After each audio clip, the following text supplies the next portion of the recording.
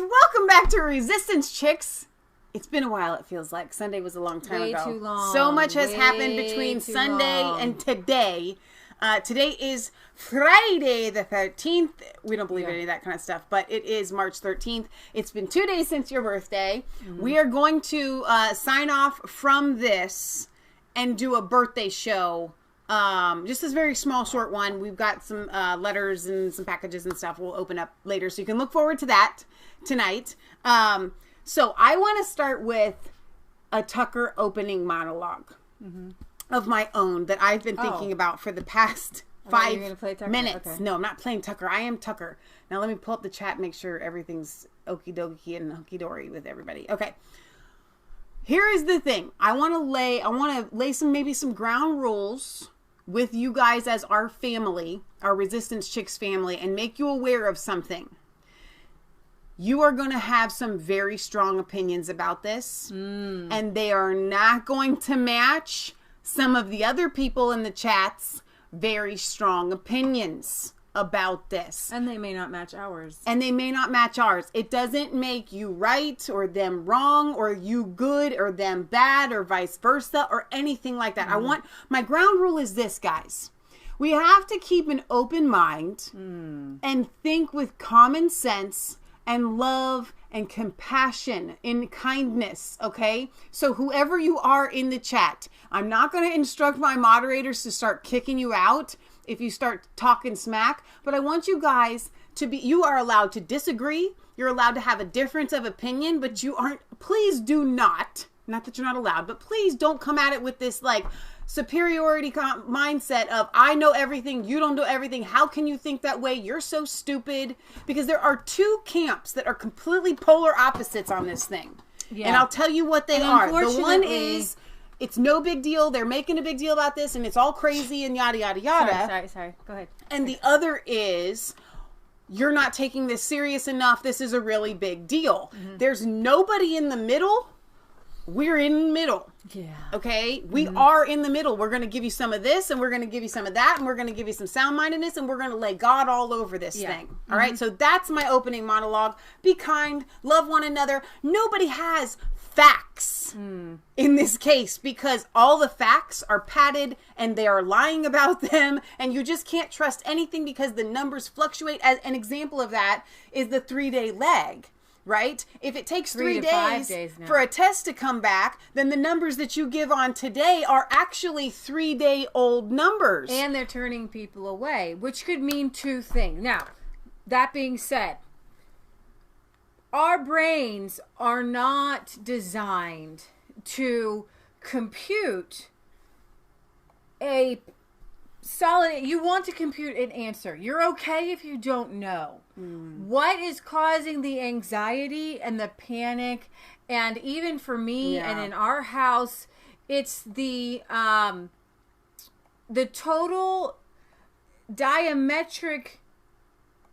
There should be one narrative. There shouldn't be two just hugely, vastly different ways of looking at this thing. It's like when you're looking at an elephant and somebody looks at the trunk and somebody looks at the rear end, and you ask people to draw an elephant from the front or from the back, they're going to say that's not an elephant. And so on our show tonight, we're going to try to draw you a complete elephant. But the people who are saying it's just the flu actually have a little bit of truth, but not the whole truth. Right. And then the people say the sky is falling, you know. They don't have the whole truth and either. That 1 billion people or everyone in the world is going to get it, blah, blah, blah. They don't have all the facts either. And these people, okay, while I believe some of them are very well-meaning, mainly this guy right here, okay. A lot of the other guys have this in mind. Have money in mind and a personal agenda and a narrative that they want to spin and a difference of opinion for how to calm the panic. So let me begin. Some of that might include lying. All of that includes lying. Our own government has been lying to us. We know that behind the scenes, Donald Trump and Mike Pence have been meeting with CEOs. What they didn't tell us was that they're working on getting test kits out. Right. What they didn't tell us was they're working on drive-through test kits. That was the big thing today. Right. Trump likes to get everybody together, get them on board, and then come out with something. And so it's been that in-between time that's caused all the panic and all the anxiety. And today I'm just going to let you know, with Trump's press conference, even though it was a blatant advertiser for Walmart, Target, CVS, Walgreens, Pfizer, and all the pharmaceutical companies, it did bring a lot of peace. And I told my Uncle Jack, because he called me in, and I was like, you know what's so good about this? Because all those CEOs are so worried about their bottom line, and for one day or for 1 minute, they are forced by Donald J. Trump to think about someone besides themselves. So true. They are doing things that, and then when that Walmart guy came up, if I'm him, I'm thinking to myself, because they're going to put these drive-thrus in Walmart parking lot, I'm thinking to myself, I don't want no COVID-19 people in my parking lot. They're going in my store, and then everybody's going to say, everybody got infected at Walmart's, right? Mm-hmm. So I didn't think he was real happy with having the COVID-19 testing in his parking lot. But you've got the president of the United States saying, can we have your parking lot, the biggest parking lots all over the world, and Target's over there like, ha! He didn't ask me. My parking lot not as big as yours. Okay, but there is so allow me to be, because this is our show, and I know our viewers are going to bite into this really solidly. They're asking the rumored FEMA camps to be the drive-through testing, which means that if there are FEMA camps underneath of Walmart and you get tested positive for COVID-19, you're going downstairs. That's funny. And then who knows if you're ever coming back again. I mean, the fact that they asked Walmart and they're already like this huge conspiracy theory that they've only built Walmarts for FEMA camp, not to peddle China goods. So, and it's only okay. Honestly, guys, we would be coming to you, and I did actually cry with a friend of mine talking to her. Her brother works as a doctor, not going to name names, or the hospital that he works at. But up until today, he was sure that he had patients who most likely have the coronavirus, but he wasn't allowed to test them. I think the testing kits are going to roll out very, very soon. Yeah. But for a doctor not to be able to do testing kits. Now, what Dr. Fauci said and what Trump said was that Fauci's not in that picture. The reason why the testing kits were not rolled out sooner is because the CDC wasn't set up under the old system to do massive tests. The CDC was designed to do a handful of tests, just a small number of tests for something like Ebola or something like that. And I don't know for what reason they didn't go take South Korea's testings or whatever, but they have the testings. It's taken a couple weeks to get them going. So there's going to be a website, and you can put in your symptoms. If you have the symptoms, and the big thing is this.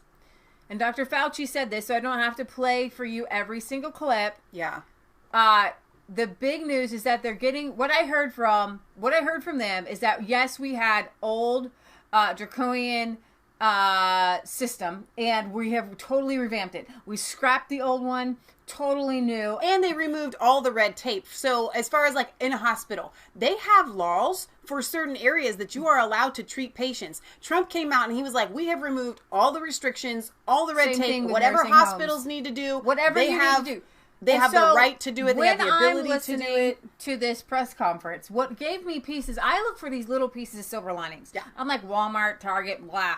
I look for these little things. Trump has been trying to remove regulations. Do you guys know why? And here's where the anointing comes in. Here's where the power of God comes in. I was asking God. I said, Lord, what is going on here? Because basketball seasons are shut down.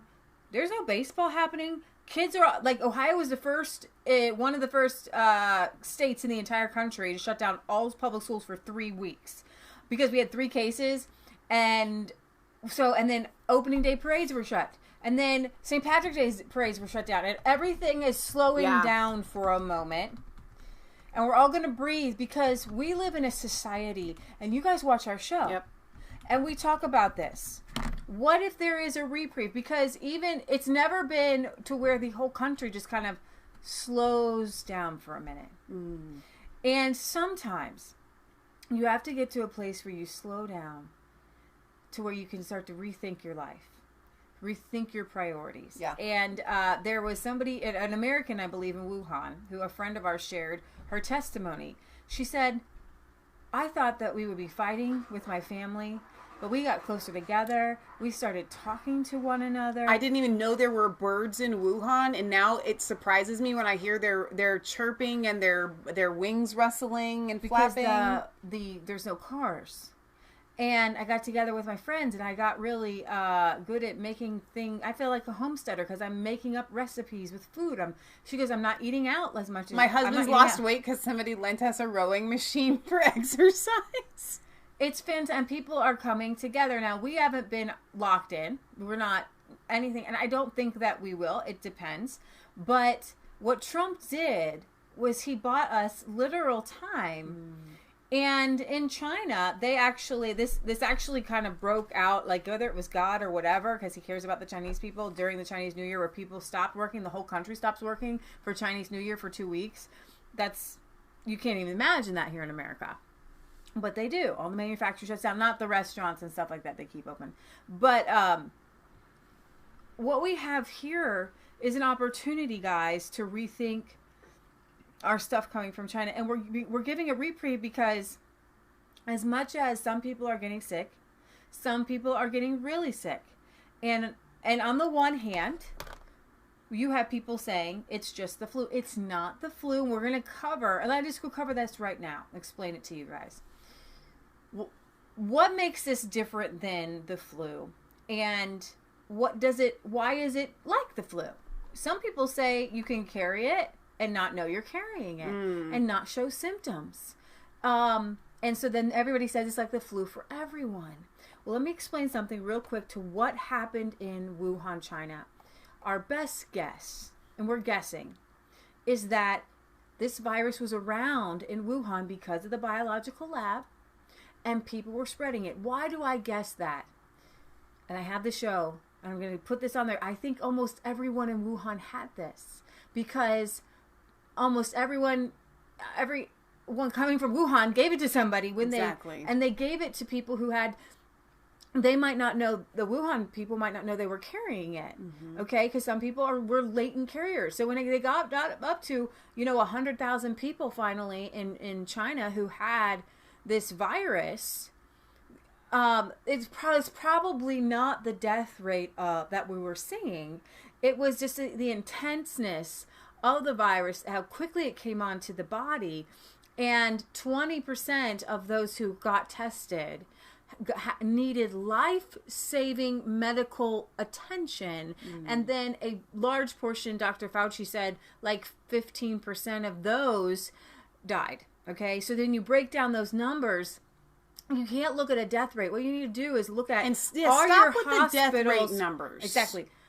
Because hospitals were getting people through with lungs, and in China, now this is hearsay, but I did hear from a doctor who left China who says that he used to do these transplants. He's sure that they were doing lung transplants on people. Okay, and I don't put that past China. Okay, to keep some of those deaths from happening. And then they quickly came up with some antiviral treatments like blood plasma from people who had recovered, or zinc and this other sodium something, and locking everybody down to stop the spread. What happened in China is I believe it spread through the whole Wuhan area, and a lot of people didn't know that they were sick. And what it does, here's some symptoms, guys, so that you know, it does start with a sore throat. And then it goes down into your lungs. So if you have a runny nose, you probably don't have it because it's below deck, right? Okay? And what it does is it metastasizes, Michelle would say, in your lungs. And when we saw... Meaning, okay, so this is what you need to be doing if you're afraid. And even if you're not, just wise. Every 15 minutes, they say, especially if you're out and about, is take a drink of water, because once the virus goes down into your stomach, the acid, in your stomach will eat up and kill the virus. What happens is if it gets stuck in your throat and then it goes down into your lungs, right? So into your system that way. What I want to explain to you is the The reason why many Americans are probably going to test positive for it, but not have horrible symptoms, is because it's about the intensity. Raise your little internet hand if you've ever cleaned with bleach, okay? So if you clean with bleach, let's say you're wiping down walls or maybe your kitchen ceiling, you need to have a mask on. If you don't, you can feel it start to burn in your lungs. You can, and as somebody who has cleaned walls in the past and learned from mistakes, you will lose your taste buds because it kills fibers in your nose, and then you can't eat anything for 24 hours till your taste buds come back, and it's really frustrating because you just worked really hard. But the longer that you are in it and exposed to it... So if you take bleach and you put it in your washing machine, you're not going to have an issue. So what I brought this article up. This is from March 3rd. Talking about looking back to see what happened to China. Several young doctors in China have died of the coronavirus. Medical workers are far more vulnerable to infection than the general population. And why are they? Here we have Dr. Because Wang it's Li. more dangerous in higher concentrations, which means bigger numbers. Because, and we were having a little discussion with a friend of ours, it is airborne, and it could be in the air. So let's say you've got 1 million people in Wuhan who have it, and they're all on the bus, and they're all breathing it out. Somebody could get a piece stuck, or another piece stuck, or another virus, droplet I stuck have read in their lungs. in multiple places where so when we say it is airborne, they think that it is airborne. So much as this is still pure conjecture because they don't have the facts, but the experts think that it can stay in the air for 3 hours. It has to be airborne because the doctors and people who are more around those people are more likely to get it, okay? And the one things you can't guarantee is that air won't go through all these amazing medical equipment that we have. Okay, they're washing their hands like mad. They're taking the clothes off. What is it that you can't take care of? You have to breathe, right? So more than 3,300 of the 78,800 coronavirus cases were among the healthcare workers. At least 8 medical care workers died. That, when we say this isn't like the flu, we're looking at what happened in China.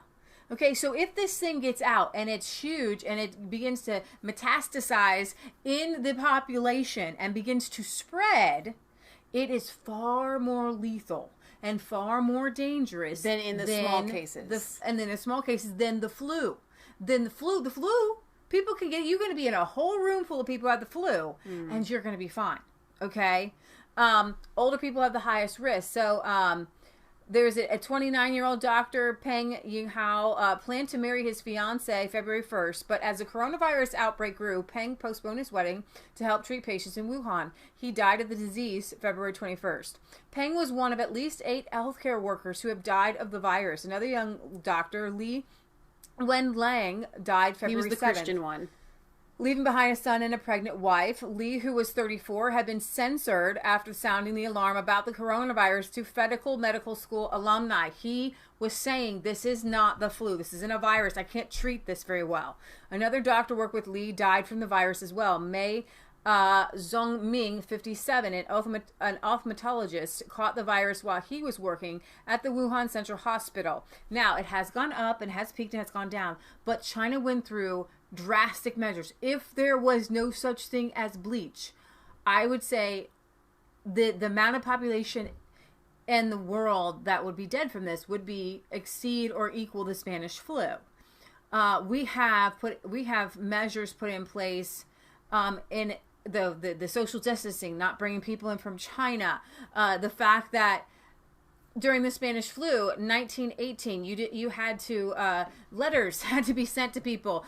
You had to put these things out through. I'm talking about the information spread wouldn't get to the places that it needed to go in time.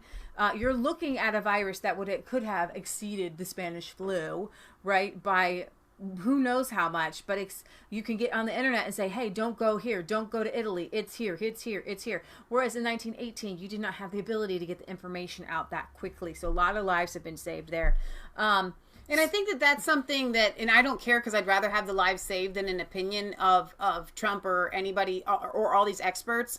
But It's kind of like when terror attacks get foiled. You don't think about what could have happened, and you don't even really believe that it could have happened. Right. And so everybody is so angry at Trump. Not everybody. A lot of people are angry at Trump. You're violating my constitutional rights, my freedom of assembly. You're shutting down all this my stuff. business or this or that. And I'm not saying that I'm 100% behind it all. I think that there's some gray areas. But my point is, I do agree that these things are measures that are effective. Now, whether the government should take them constitutionally and all that, we can have that a discussion another day. But does it work? Yes. Would you rather have the Spanish flu? That's up to you. You know, do you want to have millions of the population just gone? I do believe there are scientists who do want an epidemic to just wipe people out, and I think they're upset that it was foiled this time. And that's why the mainstream media is still trying to blame Trump. They're still hoping that a bunch of people are going to die, and that they can blame it on Trump not doing enough when he's doing more than what most people want. And I think there are people who wish that Trump would allow it to spread in nursing homes. Like, I just do, because they just want to kill off an old population, but Trump cares. Zhang Zhengqing, 55-year-old head of thyroid and breast cancer surgery, died from COVID-19 as well. As of last month, more than 3,300 healthcare workers in China were infected. 90% of those were in the Hubei province. The deaths of the doctors in their 20s and 30s naturally sparks concern about coronavirus risks to younger people. But about 80% of the people who died were over the age of 60. Why? Why were the young people who were exposed constantly? And that goes to show you that it is very dangerous when exposed in high amounts. It's not like the flu. A doctor can go into a room with a flu patient not without having a mask on. Right. And if he gets the flu, he'll just get the same flu. He's not going to get more intense, deadly flu. Right. And that's the difference. That is, if you take away one thing from this show, just think about a doctor going to visit a flu patient. Okay? Well, it's like an army. You can have a big army come and attack you, and your army better be big enough to beat them. Or you can have a small army come and attack you, and your army can.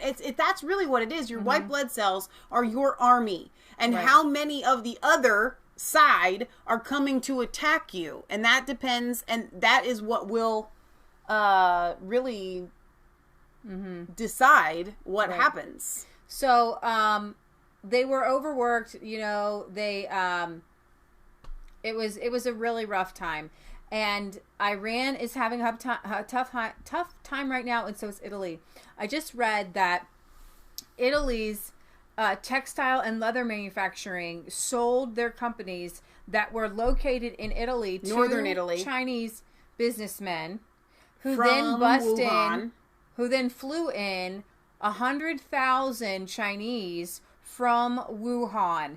And then on top of that, there was a mayor in northern Italy who had a campaign, I think I have it up and I'll show it to you later, called Hug a Chinese. So we're not going to be racist. So then they're hugging Chinese people all over the place and not realizing that the Chinese people that they're hugging are majority from Wuhan and that they could be asymptomatic, and we're spreading it all over Italy. And this goes to show you that when you have these social justice things, they don't turn out well. And I want to give you guys, I want to pepper this, or salt, this show with optimism, because I think that what it's going to do is rein in a lot of things that have been going wrong. Right. That would be one of them. You know what? How about no more of your social justice-ness? Right. Okay? Like, that doesn't work here. Right, right. So younger people weren't as likely, unless you were in the medical field, to die. But what I did read is that our Ohio medical director said, the thing with the young people, it's not that they don't get it. They'll get it, just like everybody else. Even children. The Diamond Princess showed that children got the virus. But what they were is they were amplifiers of the virus. So then the child has it, that may not even know it, spreads it to somebody else who is more at risk. And so to say that children aren't at risk is very naive at best. Well, what it does is, and the mindset of this isn't a big deal, it's just like the flu, what all of that thought process does and that rhetoric does is it makes it so that people don't do the things that they need to do to protect the more vulnerable around them. So let me just kind of go, this chart behind me just real quick. COVID-19 deaths, Michelle, just kind of just to the side. 0.2 for the 10 and 20, 20, 29, and then this is a number. These two numbers are horrible. 8% and 14%. Those numbers are not the same numbers for the flu. And so it's way more dangerous for older people. It's way more dangerous for those people. And to say, oh, well, people die of the flu, but no, they weren't going to die. They probably had the flu, and it wasn't going to kill them. It's very heartless. Yeah. The people that are spouting this whole, well, it's just old people. Right. Or it's just people that already were medically at risk. No, raise your hand if you know somebody that has diabetes or an immunological disorder, right, that would make it difficult for them. Okay. We all know somebody like that. So this is not okay. Right. So let me just explain this to you. We have, look up the population of Italy for me. We have 337 million people in America, right? Italy did not shut down its borders with China or with 60.48 million. Okay, so 60 more, so 68. So about roughly 60 million. 60 million. Roughly about 20% of the population that America has, Italy has. Okay, and so Italy has seen 1,000 people die. They did not close the border. Recognize to yourself, just let this sink into your soul for a second. If America had kept the travel going, because Joe Biden says as president he would get rid of all travel restrictions, even with China. He's insane. He's insane. Because and when did he become a libertarian, by the way? He's a deathitarian. I'm just saying. He wants to see this right here. Oh yeah, only people who say open up, you shouldn't have closed off the border to China, are people who wanted Italy to happen here and to have that, 8 times more at least. And then we're not talking about just dead people. Stop looking at that number. I'm going to talk about it for a second. But we're talking about people who, without modern medical equipment, we're not even talking about just antibiotics. I'm talking about, fake lungs and you're on respirator, which is a respirator. When you can't breathe by yourself, life-saving, we're in the thousands of people who needed help. Okay, so this is from yesterday. Italy says 1,000 have died, but lockdown can work. Coronavirus has claimed over 1,000 lives. I think that there's another 250 from last night. This one's from yesterday. Officials say, but Foreign Minister Luigi Di Maio says he hopes his country will be the first in Europe to get over the emergency. Another, and this was yesterday, 188 people died within 24 hours yesterday. He told the BBC, the measures imposed in the first area of the outbreak were proving effective. 2 weeks after the first 10 towns in northern Italy were declared a red zone and put under lockdown, they saw no new infections.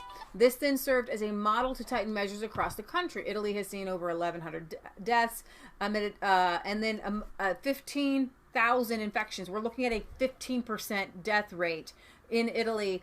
We don't know how many people were really infected. Okay, but that is huge if those are the numbers you're looking at. 15% of people die they're just insane. Even if 15% of the people who die, who are in the hospital with it, 15% of people, that's just huge. So civil protection officials say 1,258 people can have recovered. Good news is they can now share their blood plasma with other people as a therapy to treat them. And then, although the number of cases has gone up by 2,651 since Wednesday, Italy is the worst hit country after China. Italy was the first nation in Europe to become affected so badly. And then Di Maio says, our grandfathers were drafted to go to war. We are being asked to stay at home. I got hit on Twitter when I said they're saying they're comparing this to the World War II time. And the way the medical staff is having to work, and everything, like, well, were they there in World War II? So they don't even know what it was like. And I'm just like, you people are insane. If a doctor or nurse can work for 24 hours nonstop, then we can give up leaving our home. The huge majority of citizens are respecting the rules.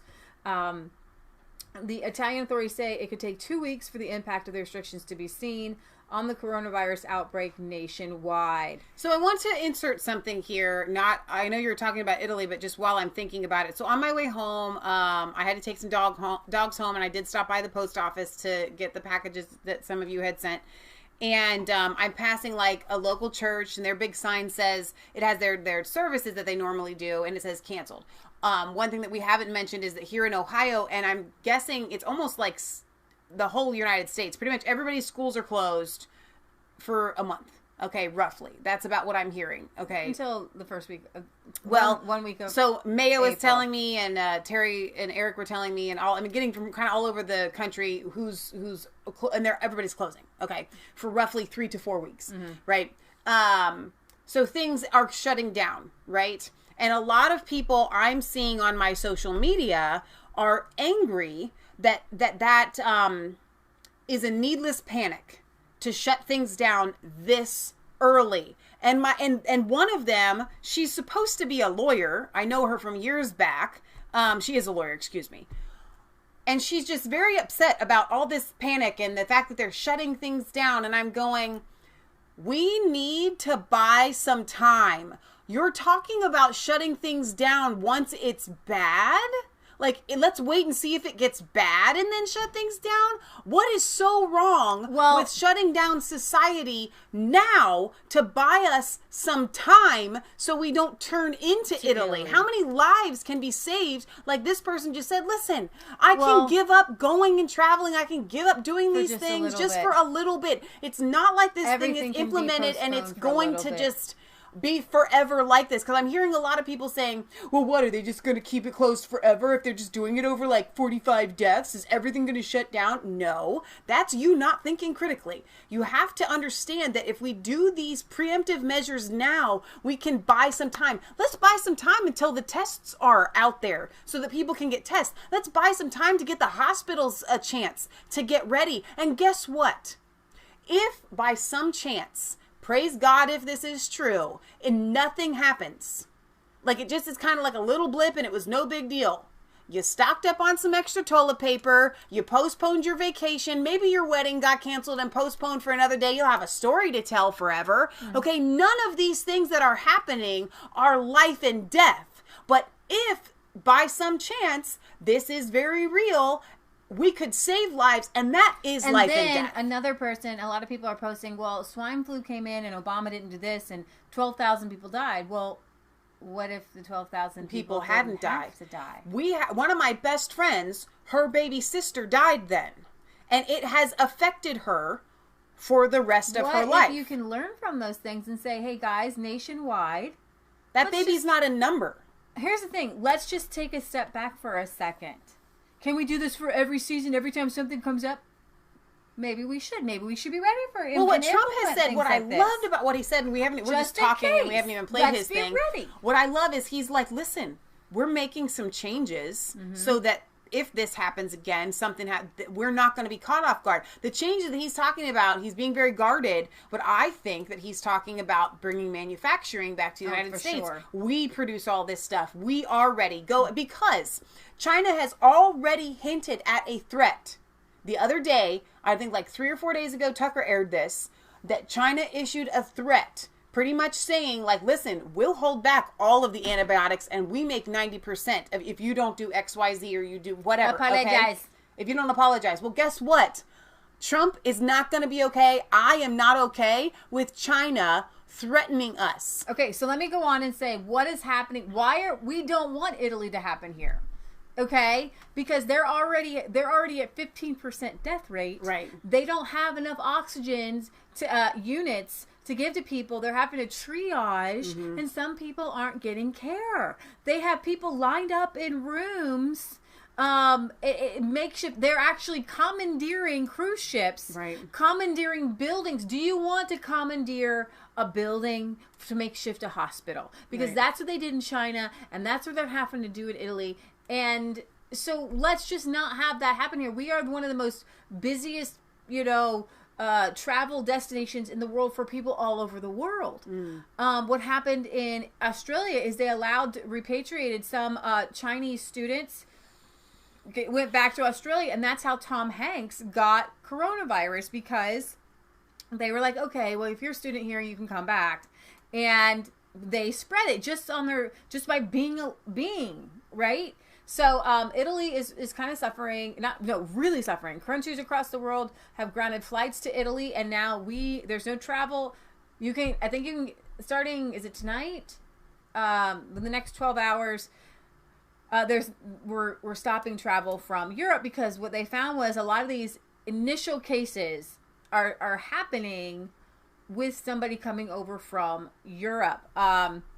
Italian nationals living in other countries have also reported individual acts of hostility towards them. I guess, it's, don't be angry at these people. It's just, not their fault. A thing. Italy has a steep rise in new cases. There have been more than 1,000 cases in each of these last 3 days. More than 1,000 cases. I don't know what it's at today. This was as of yesterday.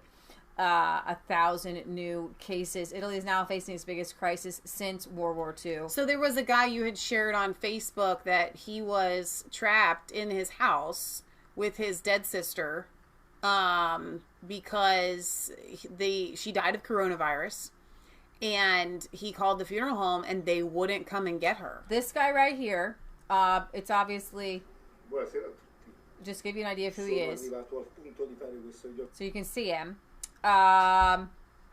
He says this after let's see. Okay. After reading this desperate plea from an Italian citizen whose sister succumbed to COVID-19 before ever making it to the hospital, hopefully they'll understand what's really at stake here. Dr. Scott Gottlieb said earlier on CNBC, it's probably too late for America to be South Korea, aka taking swift steps to contain the outbreaks before they get out of control, but we don't have to be Italy. So if we didn't shut all this stuff down, we could eventually be Italy. Do you want to be Italy? I don't think so. Now, Italy has the 3, face kiss thing, and they have a private nightlife, and so they just had a women's march, and that kind of spread it. Hug a Chinese. Yeah.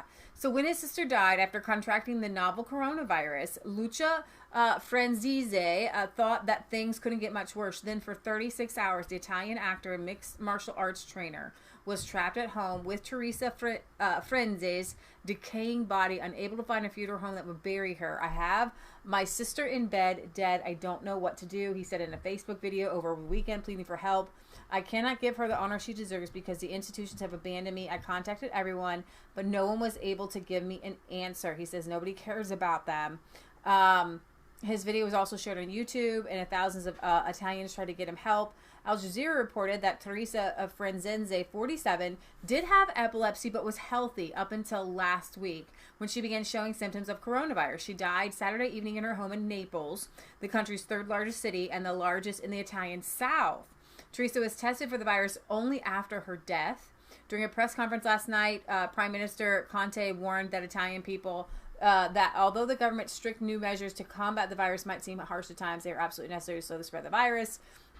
Italy now has the largest number of confirmed coronavirus cases in the world outside of mainland China. After various authorities failed to come up with an answer, Franzese said the city of Naples finally referred him to a funeral home, but the funeral home refused, telling him it wasn't equipped to deal with the situation. It was the first case in Italy in which a person with the virus died at home. And then Luca slammed Italian authorities in the video, which was seen by millions. And he has published several videos, including another that was shared. He goes, "We are ruined. Italy has abandoned us." The funeral home came back and said there was administrative hurdles. They would have gladly taken the body. Another disturbing scenario that played out this week when a woman was quarantined alongside the body of her dead husband. So there's been 2 cases which has been quarantined with think that again in an effort to look for silver linings, which I think is really important in this, we're going to see a wake-up call amongst socialists in socialist countries that the government is not the be-all and end-all and answer like you thought, like you were taught to believe. Okay? And China is waking up to that. All right? So these are good silver linings. So up until like Trump's presser today, where he said, if anybody who thinks they need a test can be tested, it seemed to be that celebrities were getting tested and politicians were getting tested, but regular people couldn't get a test. And this is a case where, Tom Hanks just said he had the sniffles. How did he get a COVID-19 test? And how did Matthew Broderick's sister get a test? Well, maybe because she went to the ICU. So Matthew Broderick... No, there were people in our ICU that weren't being tested. Right. So Matthew Broderick's sister has tested positive for the coronavirus and is in isolation in an ICU unit with a severe form of pneumonia. So she fell ill at a conference with 500 people in Kentucky. And remember those Kentucky cases popped up right away? Mm-hmm. Well, she took it there. I'm sure of it. I'm so thankful for your prayers, she said. She is I guess she's a pastor at an All Saints Episcopal Church in Beverly Hills.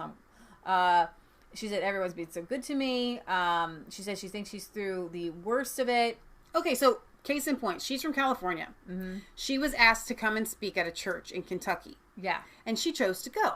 Right. She chose to go from an area where there are cases and travel to an area where there are not cases because she didn't feel that the travel ban would be necessary. Now, we're not talking about a ban or something where they arrest you. We're talking about people being kind, people understanding, you know what? If I come from an area where this is happening, perhaps I shouldn't travel to areas of large people.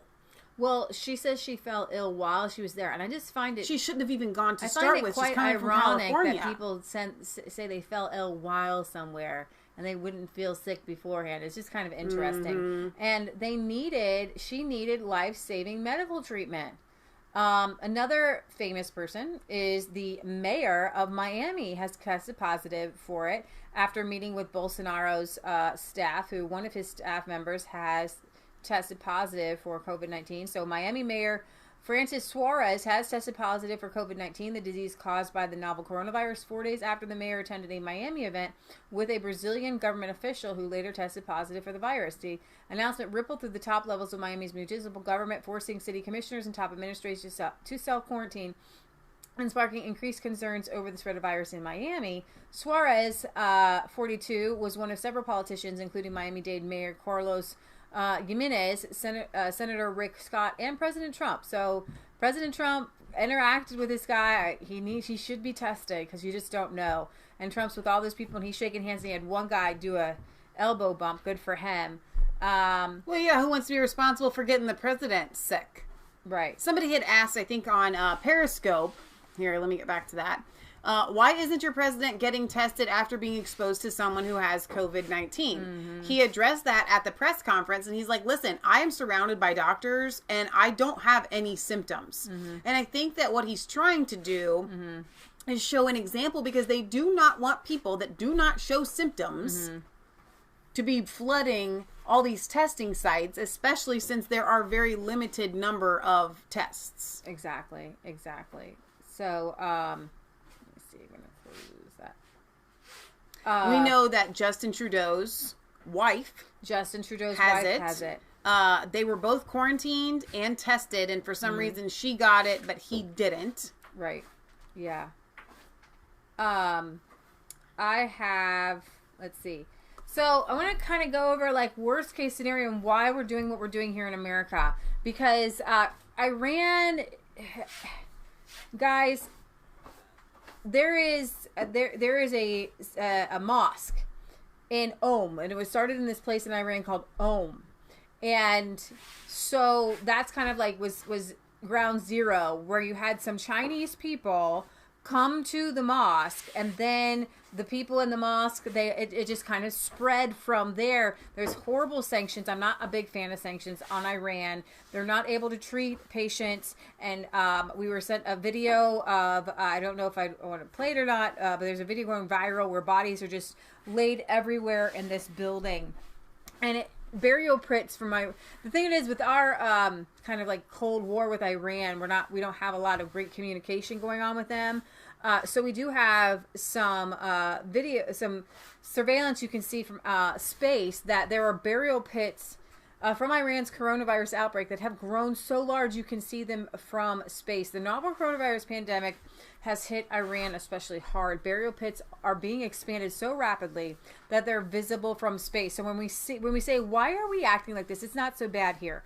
Well, because you're looking at places where it is bad right now today, and you don't want that to come here. Okay, I want you to calm down. Guess what, guys? If we don't take your kids to school, or if you lose a month worth of wages, isn't it worth it to not have this kind of outbreak? Like it should be. Let's see. Based on satellite images, the images show that the new trenches have been dug at a cemetery in Iran, and what appears to be a pile of lime, which is sometimes used in mass graves to prevent decay and manage odor. Burial pits have grown so large amid a devastating coronavirus outbreak in Iran that they're visible from space. Along with China and Italy, Iran has been hit especially hard. Dozens of lawmakers have been affected, as have senior officials, including Iranian Vice President Ishak Jahangiri and an advisor to the Khamenei have died, has died. Meanwhile, Iran has asked the International Monetary Fund for $5 billion in emergency funding. Iranian Health Ministry spokesperson Jahanpour on Friday said 514 people have died of the virus in Iran. I'm sure that's more if they're digging mass graves. And 11,000 people have been infected. But media reports have suggested that the Iranian government has not been forthcoming in an effort to mask the devastating scale of the outbreak. The rapid expansion of mass graves in Iran underscores why there is skepticism. So this shows the satellite images of the mass graves being dug here.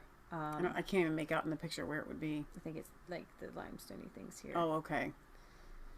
Back in late October, the satellite imagery suggested significant portions of the cemetery are not being used.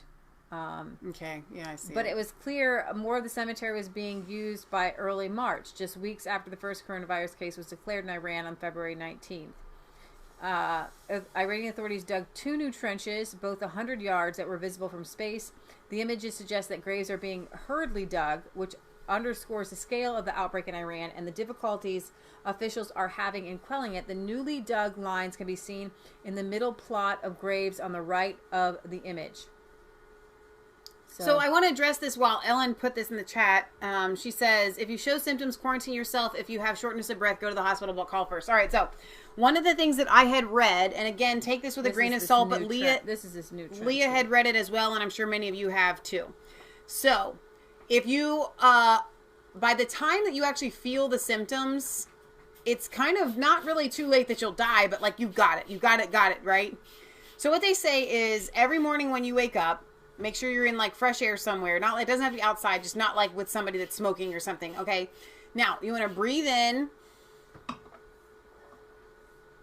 and hold for 10 seconds.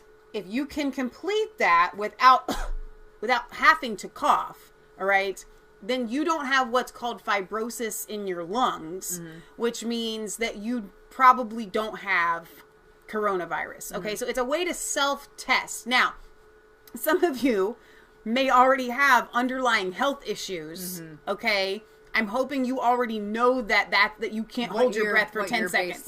I'm talking about a baseline for the average human being. Okay.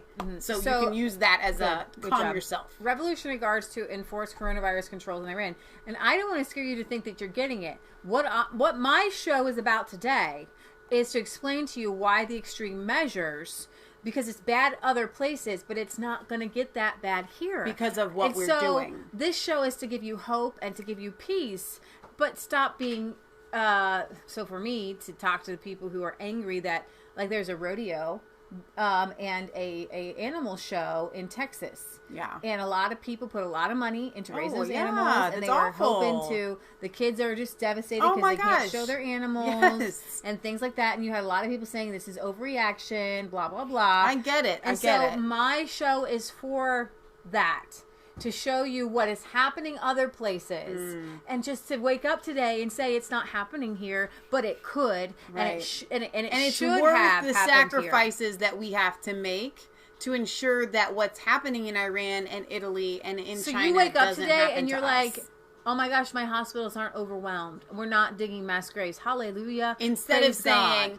well, my hospitals aren't overwhelmed. I don't know what the deal is. I should be allowed to do whatever I want. And you can do pretty much whatever you want. You just can't do the fun things. Okay? Okay, so no concerts, things like that. All right. Revolutionary guards to enforce coronavirus controls in Iran. Streets, shops, and public spaces to be cleared in the next 24 hours after virus kills hundreds. Iran's Revolutionary Guards are to clear streets, shops, and public places in the country. Here you have that people being with the fog gators, and it's a low concentration of bleach. What happened in China is they were like, we are communist, we are authoritarian, we are coming into your place of business. They went into every place of business and just like fogged everything. They fogged the streets. They fogged everything. And then they come out and they're like, we have this under control. Right. Our numbers are coming down. Well, yeah, you did do that. Yeah. And it goes to show some things. Yeah. Okay, like there are effective measures and that we can stop it from having for your businesses to have to be fogged by bleach. Exactly. By taking some effective measures now. Because the microbiome of Wuhan is going to be non-existent now. Oh, forget it. Yeah. Y'all ain't going to poop for a long time. Yeah. So Iran's okay. The near curfew follows growing exasperation among the MPs that calls for Iranian citizens to stay at home that have been widely ignored as people continue to travel before this new they have a new year holiday. Shops and offices have remained largely open. Controversy over the health ministry's authority within government and the haphazard way which Iran's provinces were implementing its advice has led to change in tactics and the clear role of the army. The failure to impose a quarantine around the spiritual city of and I'm not going to really go into that, but it is it is seen as the center of the outbreak, and it's a very spiritual city with the mosques and some terrorist training grounds going on there. It was Iman Tawhidi said, is Allah doing this? I'm not saying that. Iman from Iran said that. Has caused anger on social media. We also know that Italy is the, you've got some pedophile Vatican people there. Just throwing it out there, not making a correlation. Not at all. There have been complaints, that the Iranian president Rouhani has not been taking a significantly hands-on role in the crisis. Official figures disputed. We gave you those numbers that are totally disputed. Just look at the graves they're building. So in the new steps reflecting a transfer of power from the political to the military as ordered by the Supreme Leader. I love how they just call him the Supreme Leader. Khamenei was announced by the Armed Force Commander. So there were, just to make it, to make it real to you, I think I tweeted out a guy who is an NPR contributor, lefty guy who has he, him, his, and hers in his profile. Oh, for crying but out loud. I think his uncle died, and just to kind of make it real to people that it is happening. It's hurting people, real people. But like we talked about, here's the good news. When we showed weeks ago the chart of the different people that are more affected by it, those of European descent are lower down on the chart. And so what you talked about earlier on the show, combined with that, means that it's literally just not going to hit us here as hard as it does in other areas. But it doesn't mean that it's not going to hit us, that people aren't going to die here. And that's a big deal. So this guy is a host and a producer for NPR here in America. NPR's History podcast, which is a lefty liberal, but he says, my uncle in Iran passed away from coronavirus. He was gentle and kind. He's been battling cancer for several years. His family had to stand 100 meters away and watch him be buried by men in hazmat gear. My aunt is now sick. Please take this virus seriously. Right. I didn't share this to freak anybody out, but the virus might us. We are all made up of the same biology. Iranians are in an impossibly difficult situation. If we are complacent, we could be too. And I just wanted to share that because that brings us back to humanity, which we need to be, we need to have more humanity right now. So, I want to, and we don't have to move to this right now, but at some point during the show, I want to move to the fact that actually around our house, we're not as much talking about the virus, even though I spray everything down when it comes into the house. I wear my thieves oil when I go out of the house, etc. I'm not so concerned about the virus as I am the temporary shock that is going to happen on people when they can't get their stuff from China anymore, because I don't think that a lot of people quite understand just how much of what you have in your house, even though it may say manufactured in the United States, or it might even say made in the USA. It could be made in the USA, and they could be getting components for whatever is made in the USA. Like the plastic bottles made for Tide. China. Exactly. The Tide is made here in America. And so by PG. This is going to totally disrupt our way of life and what we are dependent on. Oops. And I don't think that that's a bad thing. And I think that people are going to be okay. Yeah. But I think that people need to know that this is going to happen. And people are far more likely to talk about the virus and argue over the virus and make fun of people going out and buying toilet paper than they are going, you know what?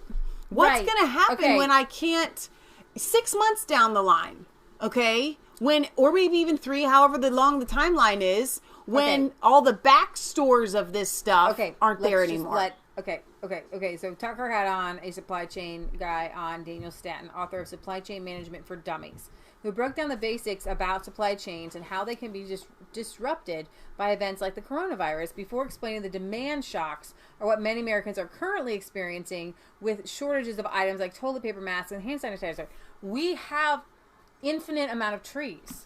Toilet paper is made from trees. Right. You will always have toilet paper as long as there are entrepreneurs in this country, because I even know people who take recycled paper and sell recycled paper rolls of toilet paper. Okay? So you're always going to have TP, right?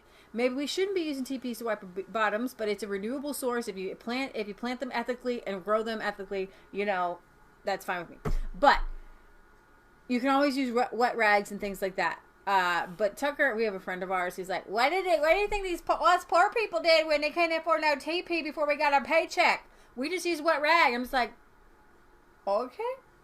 All right. Well, what you meant by that is, we were dirt poor. And I don't remember a time where we ever ran out of toilet. It doesn't matter. We've been poor. Okay.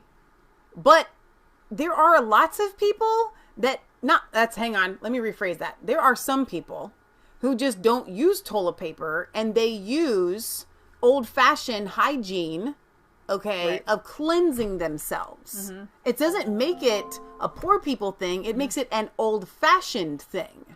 Yeah. What do you think diapers are? Yeah. Okay.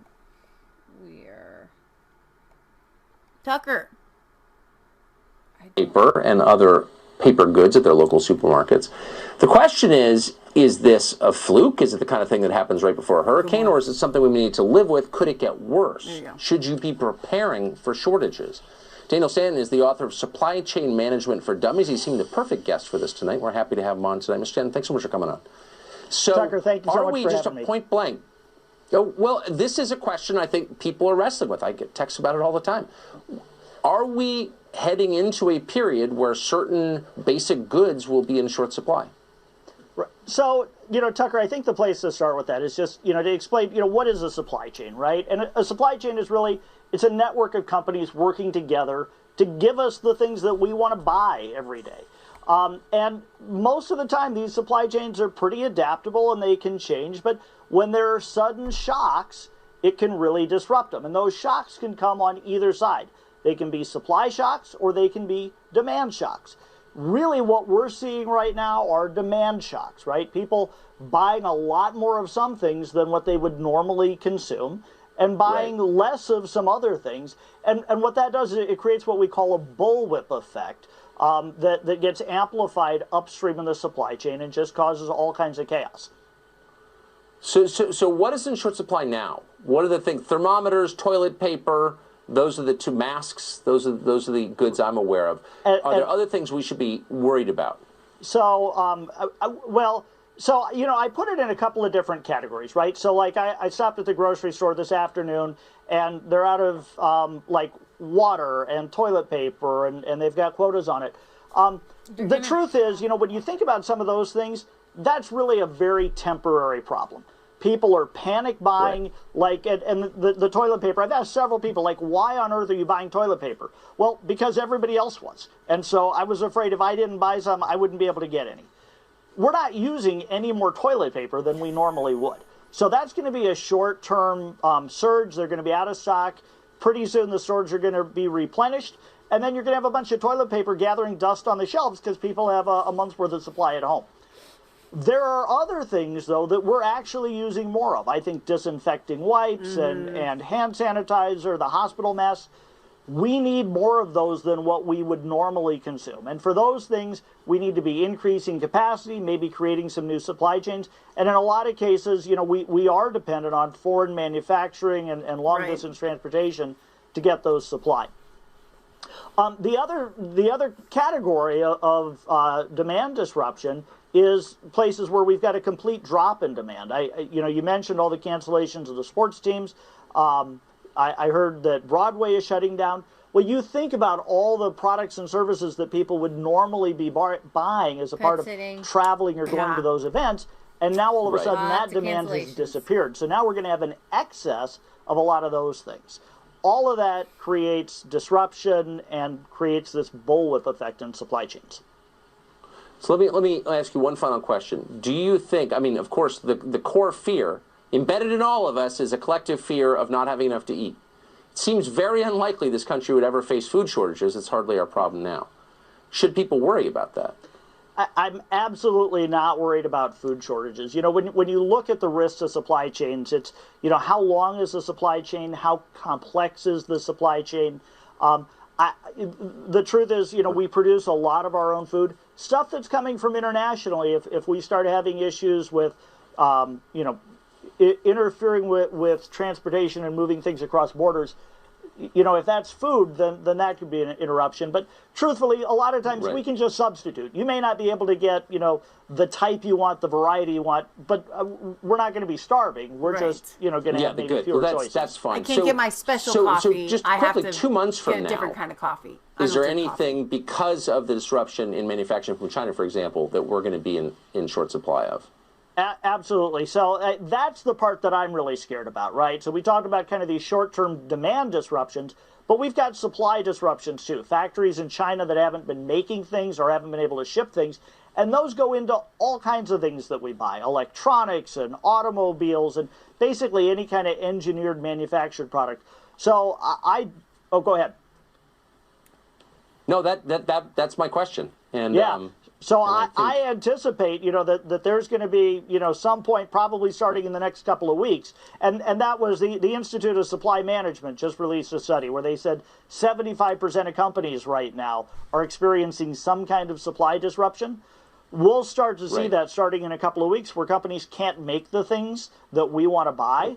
And it might get harder to buy some of the, you know, things like electronics and automobiles. So, if there's some of those things that you need. Thank you for that forecast.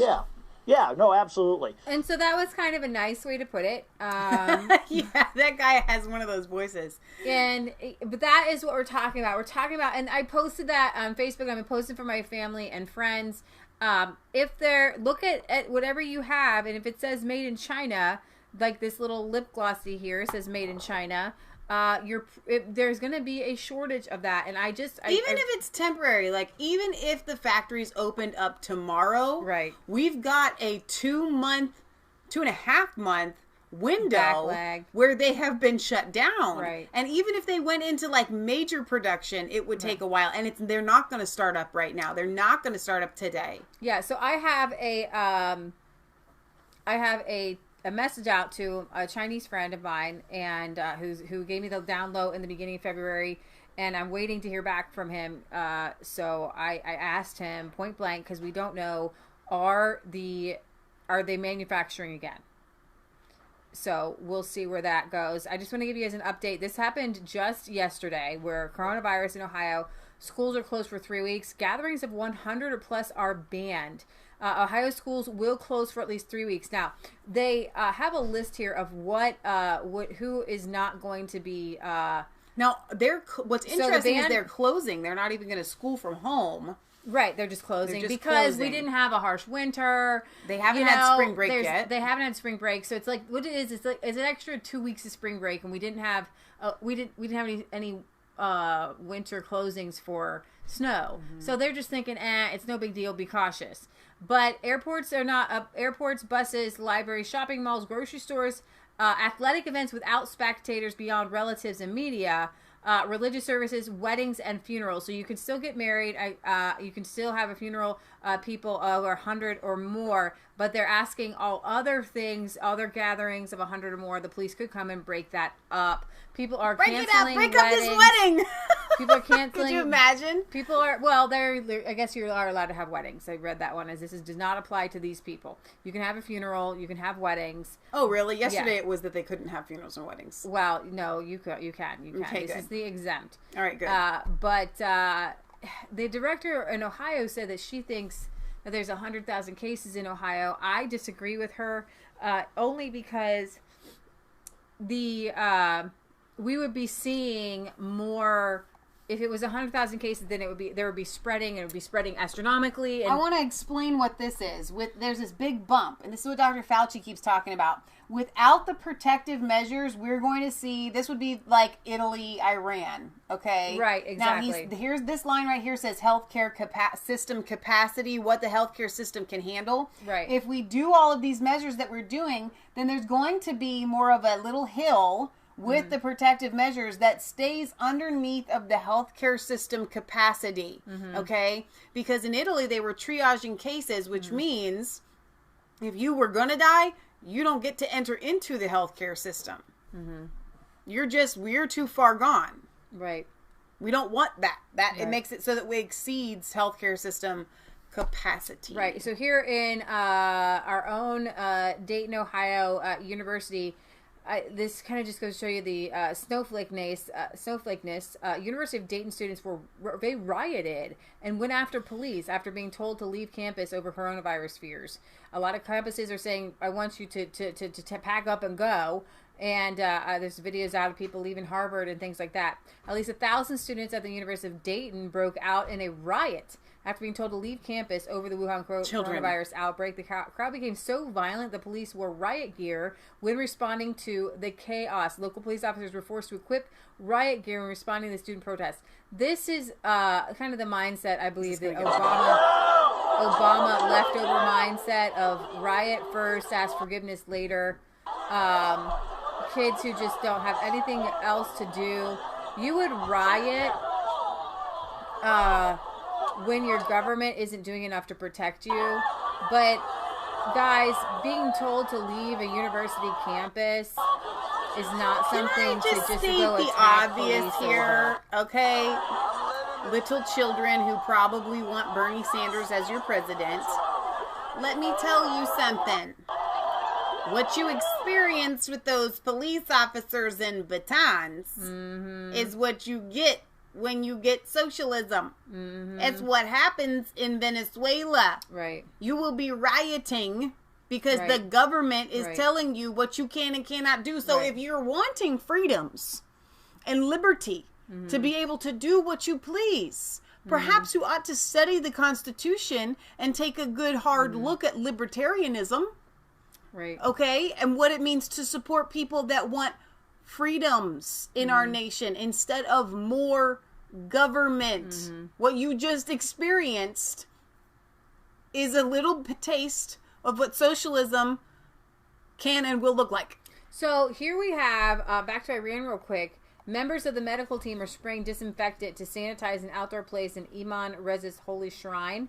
This is in Iran. Wow, that's crazy. But the WHO says more needs to be done, especially in Iran. We're still students of the virus. We need to track it, spread closely and quickly, apply proven public health measures. More works are needed to protect health workers. The fight against coronavirus in the Islamic Republic of Iran is ongoing.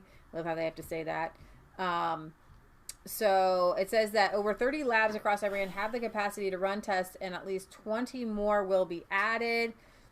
They have enough test kits to test at least 110,000 people and 7 tons of protective equipment and supplies, but they need more. So back to the U.S., because I wanted to say this at the open, but then, I don't know, we were talking about this. At this press conference, one of the interesting things that was talked about, because I doubt you're going to play the clips from that female doctor. I can play her. Oh, no, it's fine. I'll just tell you. She, and I think even Fauci had said it, but opening it up to the private sector has really, really helped in the testing, okay? Because everybody just wanted these CDC tests, and that was part of the guidelines, like only the CDC can produce these tests. Apparently, a lot of the university hospitals, which we have one downtown in Cincinnati, had been producing their own tests. They just decided, you know what, we're a university hospital. We have the ability to come up with a test for this, and we're going to come up with a test for it, and we go ahead and do it. Right. All right? And so opening it up to the private sector is what needed to happen. It's what did happen, and that's why this meeting sounds like a big advertisement for these places like LabCorp and so forth, because they're going to want something out of this, all right? They do get money from this. They will get paid. They will get rich off of it. Right. So, just a couple more updates here. Ivanka Trump is self-quarantining after interacting with an Australian official who later found out had the virus. New York Governor Cuomo declared that he would be keeping schools open, especially in New York City, New Jersey. Governor Philip Murphy announced 50 new confirmed cases. If anybody should be shutting down schools, it's Cuomo, but they're afraid the kids won't get food. Around here in Milford, I know a lot of restaurants and stuff have opened up their places for food for kids who don't have enough food. For lunches. They're relying on the school lunches. Yeah. France has reported another spat of coronavirus deaths. France reports 79 coronavirus deaths from 61 on Thursday. Saudi Arabia detects 24 new cases of coronavirus, bringing the total to 86. Texas, Abbott has declared a state of a disaster. As states from New York to Maryland to Ohio activate the National Guard to help with virus response, the Pentagon said it expects to have 1,000 troops on the ground in various states by the end of the day today. Meanwhile, in one of the biggest hits to the entertainment industry reported so far, Disney has announced that it's halting the production of all its live-action films over coronavirus concerns, though it's stipulated that no members of the cast crew have been affected. While there have been no confirmed cases of COVID-19 on our productions, they're shutting down all production. You have The Little Mermaid and The Last Duel and Nightmare Alley and Peter Pan and Wendy and whatever all these other ones. They're just stopping those. Across the U.S., more cases are being reported on Friday. New York is now the coronavirus case leader in the U.S. as the number of cases jumped 30% overnight to 421. The governor also revealed that his daughter is now under precautionary quarantine. Earlier, Cuomo announced that New York will begin its first drive-through testing center in New Rochelle, still the largest cluster in the state. The CDC hasn't yet updated its national figures, but at last count, across the U.S., there have been 41 confirmed deaths and 1,700 confirmed infections, with many more of both likely still untested. I want to speak to that really quick before I get to this. These numbers that you're hearing, that I keep hearing over and over and over again from the people touting, well, but it's not that bad. Look at our numbers, okay? I don't know how amplified what you said earlier was. I'm going to say it again. A friend of ours has a brother who is a hospitalist, ER, ICU doctor, who says he is positive that he has cases, but he heretofore was not allowed to test because there are too many restrictions on who you had to have been in contact with somebody who was a confirmed case, right? And so stop touting the numbers. I mean, seriously, until we get a handle on this, until the dust starts to settle, none of these numbers are going to make sense. Everybody, even as we're doing it on our show, and you're going, oh, look at all these small numbers. Okay. They aren't accurate. Italy, okay, so I told you guys the number from Wednesday to Thursday was 188 people died. Not just got infected. Just overnight. From new cases. The deaths from Thursday to Friday have been 250. So you're seeing an exponential rise, almost 100 more deaths.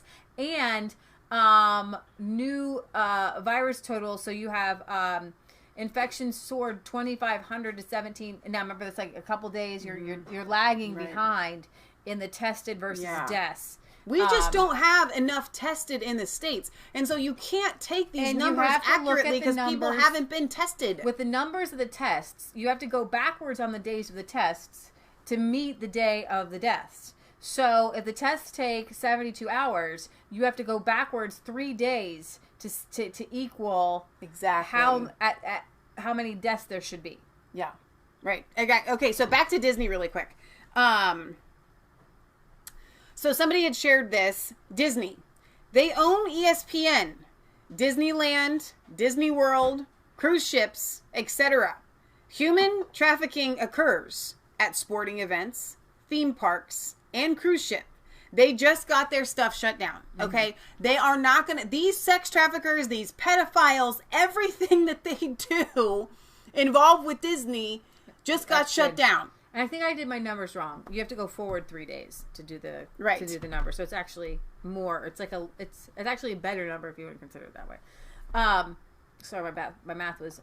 Oh wait, really quickly, because I want to address this in case, because I know you guys come into the show and you leave. But earlier on Periscope, Jenny had said, "I had the flu for 6 weeks and never got well. How do I know if I have it or not? How do you know if you have it, and what are the symptoms?" We aren't doctors.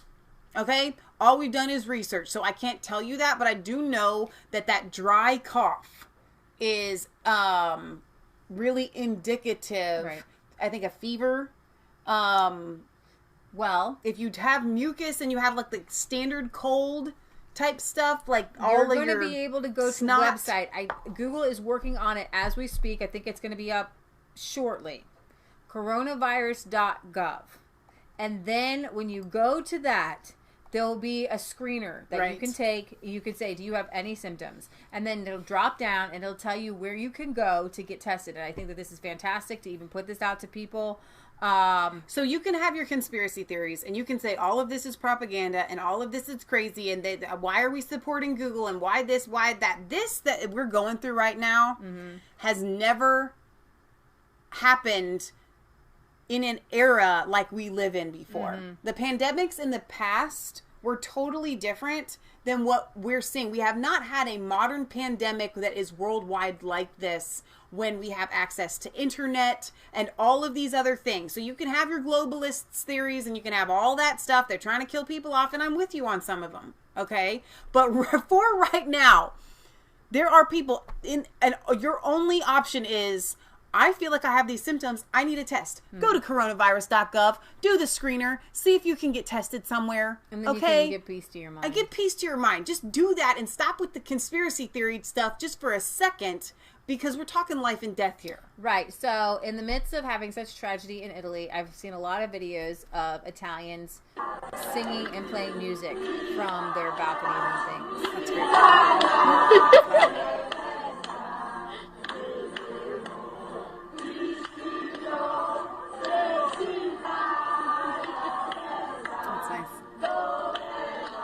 Now remember, in contrast, the Chinese got a little bit wild and screamy. But the Italians are a different kind of people. Yeah. So there's a whole thread here from Leonardo Carella. I just feel like this is Naples. Gonna bring people together.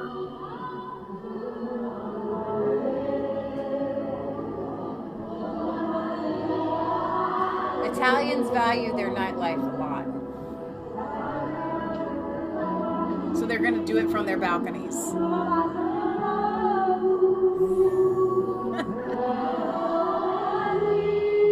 This is Turin. This is all over the country. Is that the Macarena? Yeah. Macarena.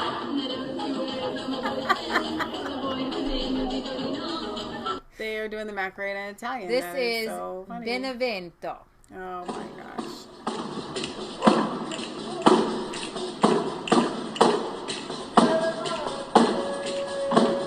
That's nice.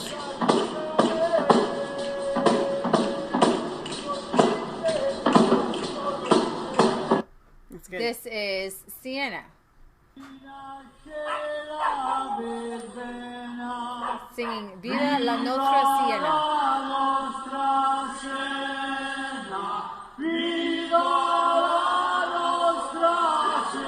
That guy can sing. Did you hear that harmony?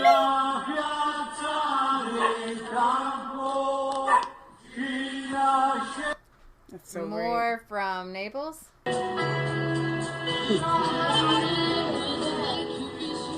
You have an instant audience, and she's no got one a can shut you up. I saw microphone that.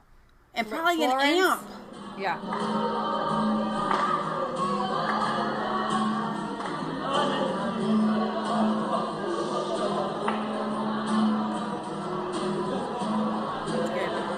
So, that all over the country here. This is Noro.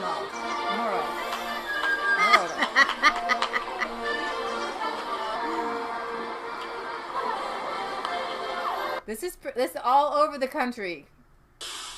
That's really fun.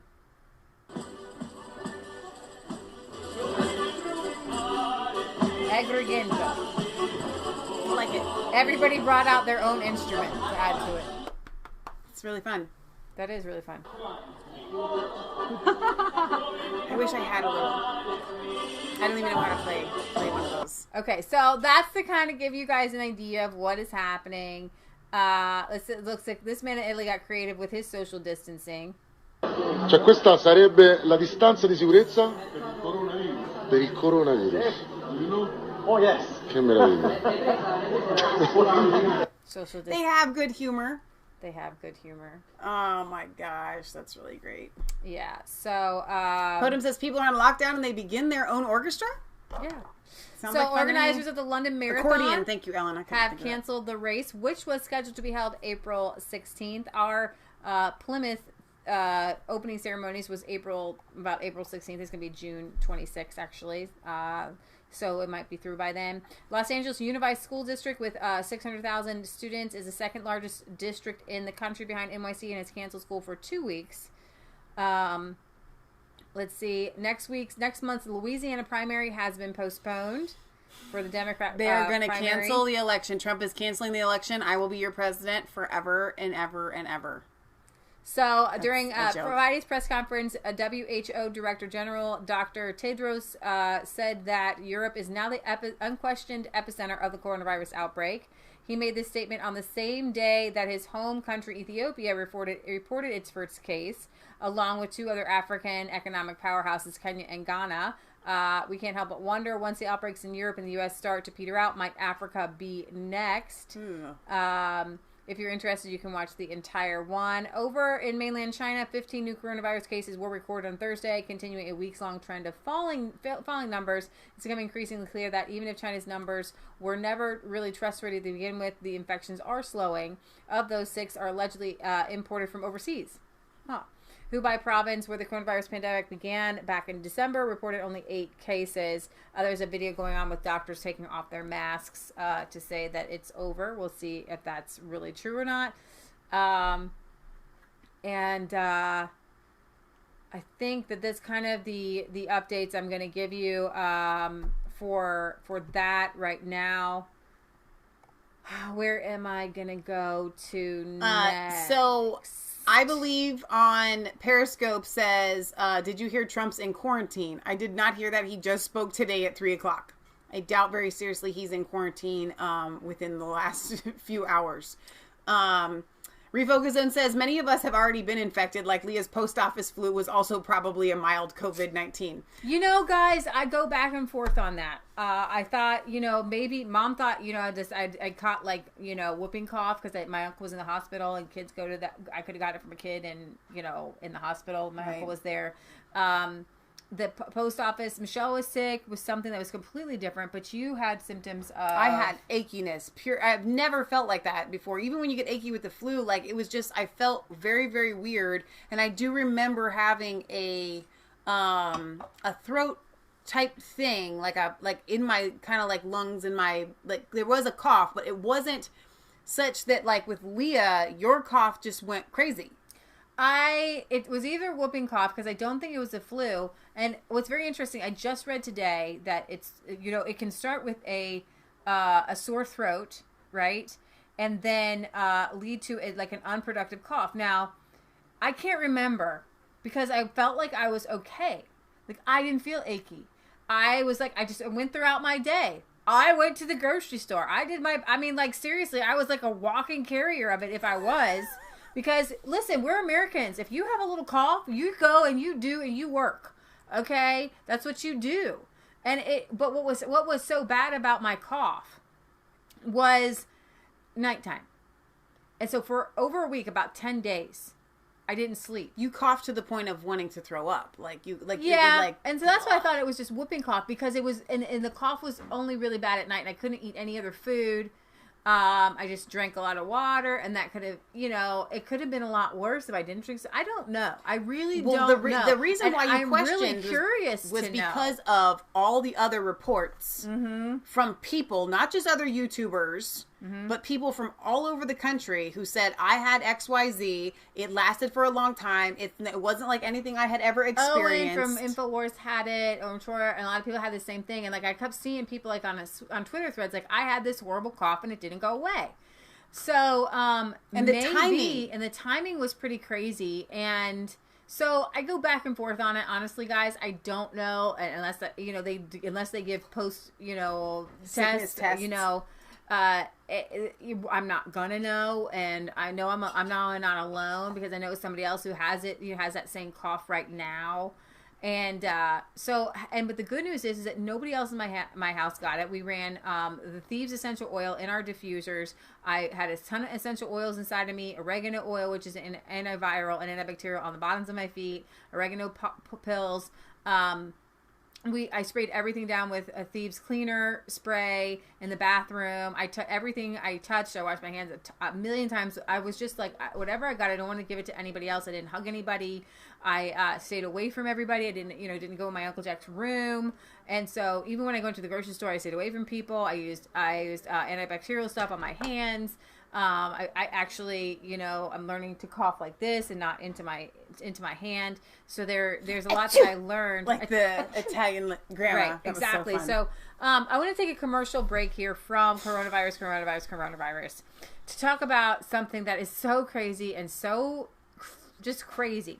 So I don't know if you guys remember that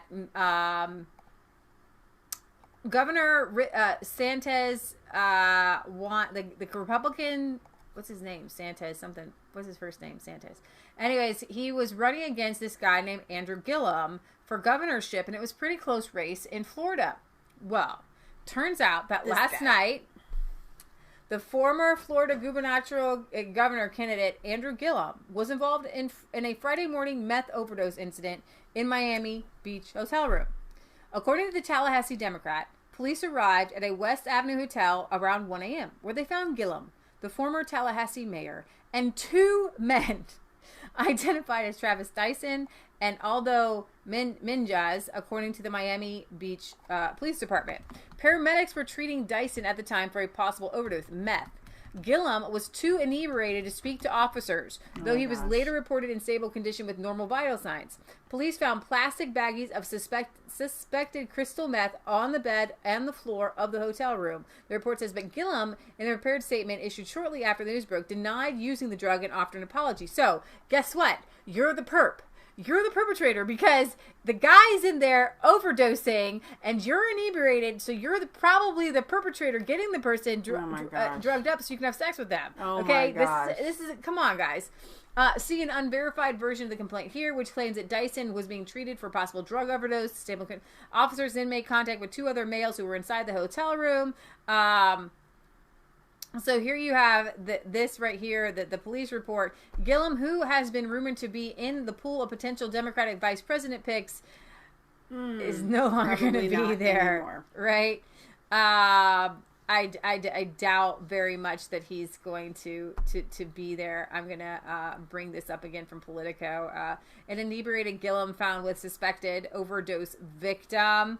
And it says he was inebriated and vomiting in a hotel room with another man apparently experiencing a drug overdose. This is not this. Come on, guys. He's inebriated. He's throwing up. The other guy's having a drug overdose. There's crystal meth all over the room, and he wants to be like, I'm just a victim. I'm set up like what's his name?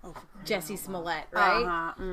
Yeah, might be like that. Menges saw Gillum throwing up. Dyson was having difficulty breathing and also began vomiting, prompting Menges to call for help. Police said Gillum was unable to speak to them because of his inebriated state. Gillum said he had too much to drink after a wedding. I was in Miami last night for a wedding celebration when first responders were called to assist one of my friends. While I had too much to drink, I want to be clear that I never used meth. I apologize to the people of Florida for the distraction. So hang on a second. Wait a minute. Movement. Even if for 1 second we believed you that you didn't touch the meth, you've got friends doing meth in the same room as you, and you're just trying to say it's a setup. I didn't know that friend did meth. I didn't know there was going to be any meth. I've never even heard of meth. I don't even know how to spell meth. I'm really bad at meth. That was real funny. Okay, so I mean, like, no, nobody is going to believe you on that. You've got friends that do meth, and you probably do it too. Right. And all your teeth are going to fall out anyway. So remember when Project Veritas went undercover, this guy said that Andrew Gillum is a progressive and he's part of the crazy. Okay. Okay? Ask anybody outside of here, you go to Port St. Lucie, Orlando, man, them crackers ain't gonna let us do that. No, you crazy? I lived in Tallahassee for 10 years. So I don't need to go through all that, but that is what's happening. Police are not pursuing criminal charges against Andrew Gillum. Isn't it good to be? Oh my gosh! Good to be political, right? It's good to know people like Hillary and Obama, and sure is. That's really sure nice. is. Who is this? You. What is so all much that? for Andrew Gillum's alibi said that he was somewhere else. Well, he wasn't. He was there. I guess it was something about the. He was found naked in a motel room with a male escort. His alibi was something about being at a wedding. Social media is cracking down on. Travis Dyson lists himself as a male escort on social media. Dyson appeared to have suffered from a drug overdose. He is conscious and in stable condition. Is Gillum He maintains gay? a profile on a page for male escorts. But is Gillum gay? Like, is he a professing gay man? I think he is a gay man. Okay. Gillum said that he was in Miami to celebrate a wedding, but Dyson said the former mayor never mentioned it. Gillum said he was in Miami for a wedding, but the former Tallahassee mayor admitted to drinking too much, but denied he had taken any drugs. Gillum was too drunk to speak. Gillum referred to Dyson as a friend. Dyson said he and Gillum had been friends since last spring. Dyson told the website, I personally was not celebrating a wedding. I don't know if Gillum was in town for a wedding. He did not mention that. The man who rented the room, Aldo Menges, 53, said he went to the room before midnight on March 12th. Menges said he found Dyson and Gillum under the influence of an unknown substance. So this guy rents a Gillum room. Had been vomiting. And in his rented room are these two dudes. Yeah. So there's 3 people involved here. Mm-hmm. That's crazy. And one is a male escort, and that's the picture of the male escort that you keep seeing everywhere. Unfortunate. Wow. Okay, so Britt Baza had asked me, and we've talked about this on our show, and I'm going to do it one more time, but I hate to do it only because I got a phone call today.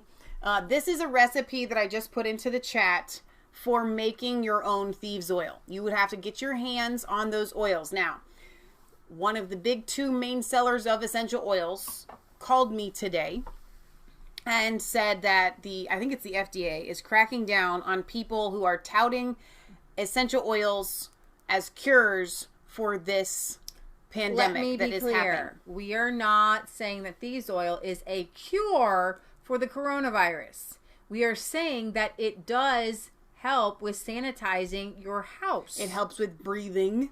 Okay, it helps with a lot of things. Now, we've talked about all that on our show, so I don't need to rehash it because I don't want to get censored and yada, yada, yada. This company doesn't want to be linked with any YouTube channels or videos or anything like that are talking about the virus and their name in there, even though we've never done that. They found one video where we'll talk about that later. But anyhow, my point is I use thieves oil every single day.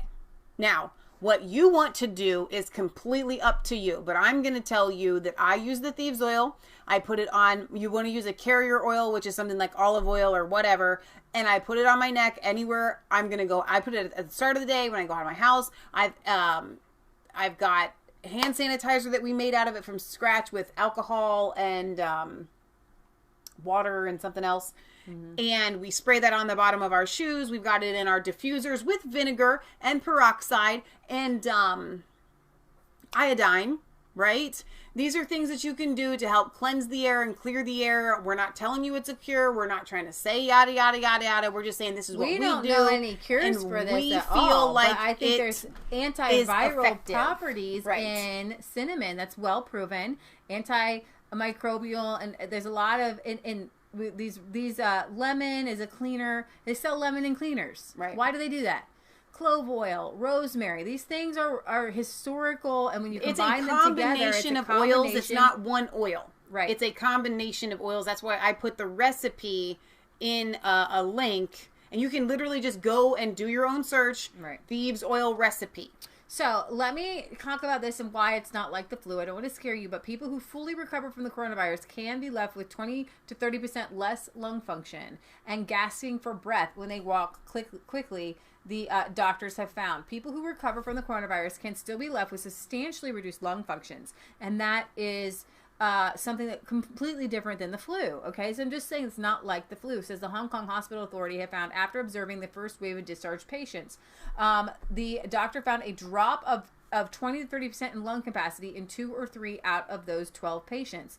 If they gasp, if they walk a bit more quickly, they have less lung function. While it's too early to establish long-term effects of the illness, scans of 9 patients in the group suggested that recovered patients sustained organ damage. Now, there's in the UK Daily Mail came out with an article saying that male sperm count and fertility can be damaged because what it damages is proteins, and there's a certain protein that it affects in your body, and males have that in their testes. So speaking of proteins, when you eat a lot of protein, it helps with your immune system. Okay, we're allowed to talk about things that make you a healthier human being. Okay, I don't care what kind of censorship you want to put.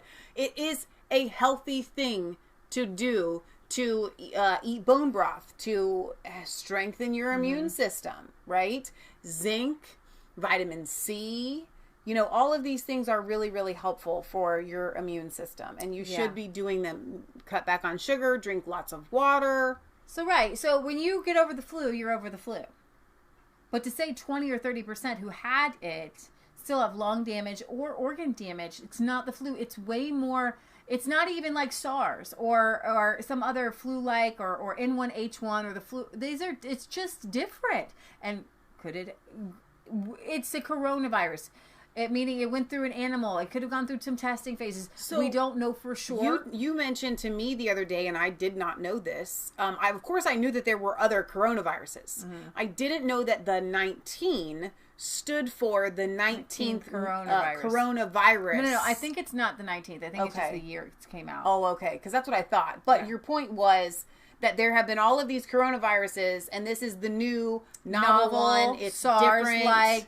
It's got strands of HIV type things in it. Right, exactly. It's not the same thing. So if I see one more Facebook post where somebody shows the back of their Lysol can and says it kills coronavirus, so how can this be new? I'm going to facepalm. Maybe you're one of those people that shared it, and God love you. It's okay that you didn't know. And that's why you're here to be educated on our show. Coronavirus it's been about for a long time. So this is just something new. It's different. It's got different strands in it. And some of us believe that it was manufactured in a lab as a bioweapon and got out. So you can explain to your friends and family. I don't know how much this is true. I'm not going to play the video because Channel 4 in the UK, BBC, takes our videos down with it. But this is an infectious disease expert at the forefront of the search for a coronavirus vaccine. And yes, disclaimer, he's looking for a vaccine. He needs money for that. He said that the country is facing a 50-70% global population will get it. He says war is an analogy. Dr. Richard Hatchett, who sat on the White House Homeland Security Council in 2005-2006. I don't know how much I trust him, but he says, this is the most frightening disease I've encountered in my career. And that includes Ebola. It includes MERS. It includes SARS. And it's frightening because of the combination of infectiousness and the lethality that appears to be many-fold higher than the flu. Because of the combination of infectiousness and the lethality that appears to be many... Oh, here, just as a man. I think that the most concerning thing about this virus is the combination of infectiousness and the ability to cause severe disease or death. And we have not, since 1918, the Spanish flu, seen a virus that combined those two qualities in the same way. We have seen very lethal viruses. We have seen certainly Ebola or the Nipah, but any of the other diseases that CEPI, the organization that I run, works on. But those viruses had high mortality rates. I mean, Ebola's mortality rate in some settings is greater than 80%, but they don't have the infectiousness that this does. They don't have the potential to explode and spread globally. I don't think it is crazy analogy to compare this to World War II. The World Health Organization is using those kind of terms, and he said has the potential to cause a global pandemic. That is why there is such a crazy response. Now, the purpose of this aspect of the show is to Gordon Chang is author of The Coming Collapse of China, and he joins us.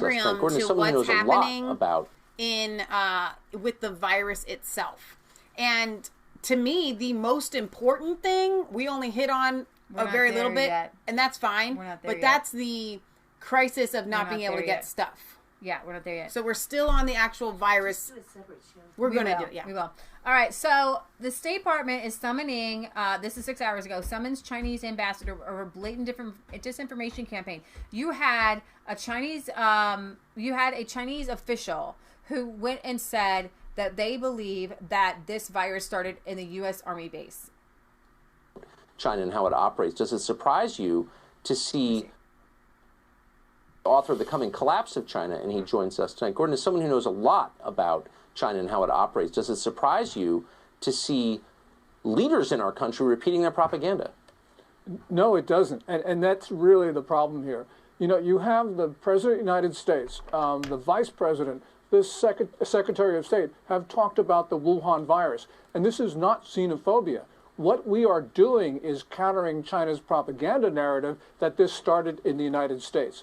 Tucker, the Foreign Ministry in the beginning of February and the Global Times, the Communist Party newspaper, have been trying to tar the United States, and recently they've become explicit. They say that this comes from our country. Now, what the President, Vice President, and Secretary of State are doing are saying, no, this comes from China. This is defending the United States, and we are under attack by China, and both sides of the aisle need to unite because we are a common enemy. We have a common enemy right now, and that is Beijing. So why are our media playing along? Reporters have one job, which is to tell the truth about what's happening. And yet they're intentionally distorting the truth and attacking anyone who dares tell it. Why is that? This is really beyond me. This is, I get so angry when I hear this because they should know better. They obviously know what's going on here. The Foreign Ministry comments, the comments from Global Times and the Communist Party have been out there. This is no secret. And people are just playing partisan politics as far as I can tell. But whatever it is, it's dangerous for us because we do need to unite. It's horrifying that the position of one of our major political parties is cover for China. So let me read this to you. The State Department on Friday today summoned the Chinese ambassador after a spokesperson with China's foreign ministry suggested the U.S. military might have brought the coronavirus to Wuhan, where the outbreak first emerged last year. That's like a declaration of war or something. Pretty much. A senior state official told Fox News the Assistant Secretary for East Asian and Pacific Affairs, David Stilwell, called in Chinese Ambassador Chu Tenkai after China's blatant global disinformation campaign on the novel coronavirus. So you have right here, Chinese ambassador is leaving state. He was summoned earlier this Mr. Ambassador, morning. do you believe the U.S. military brought this virus to Wuhan, sir? Mr. Secretary, where did the virus originate? It is unclear whether other statements might have been discussed at the meeting, but it comes after Foreign Ministry spokesman Zhao Lijian wrote on Twitter, when did patient zero begin in U.S.? How many people are infected? Right here, this is this guy here. What are the names of the hospitals? Zhao went on to suggest that it might be the U.S. Army who brought the epidemic to Wuhan. Be transparent. Make public your data. U.S. owe us an explanation when you accuse somebody else of what you're guilty of. Days earlier, China's ambassador to South Africa also downplayed his country's role in the pandemic. Although the epidemic first broke out in China, it did not necessarily mean that the virus originated from China, let alone made in China. But I thought, why did you destroy the wet market and say it came from a bat in the wet market?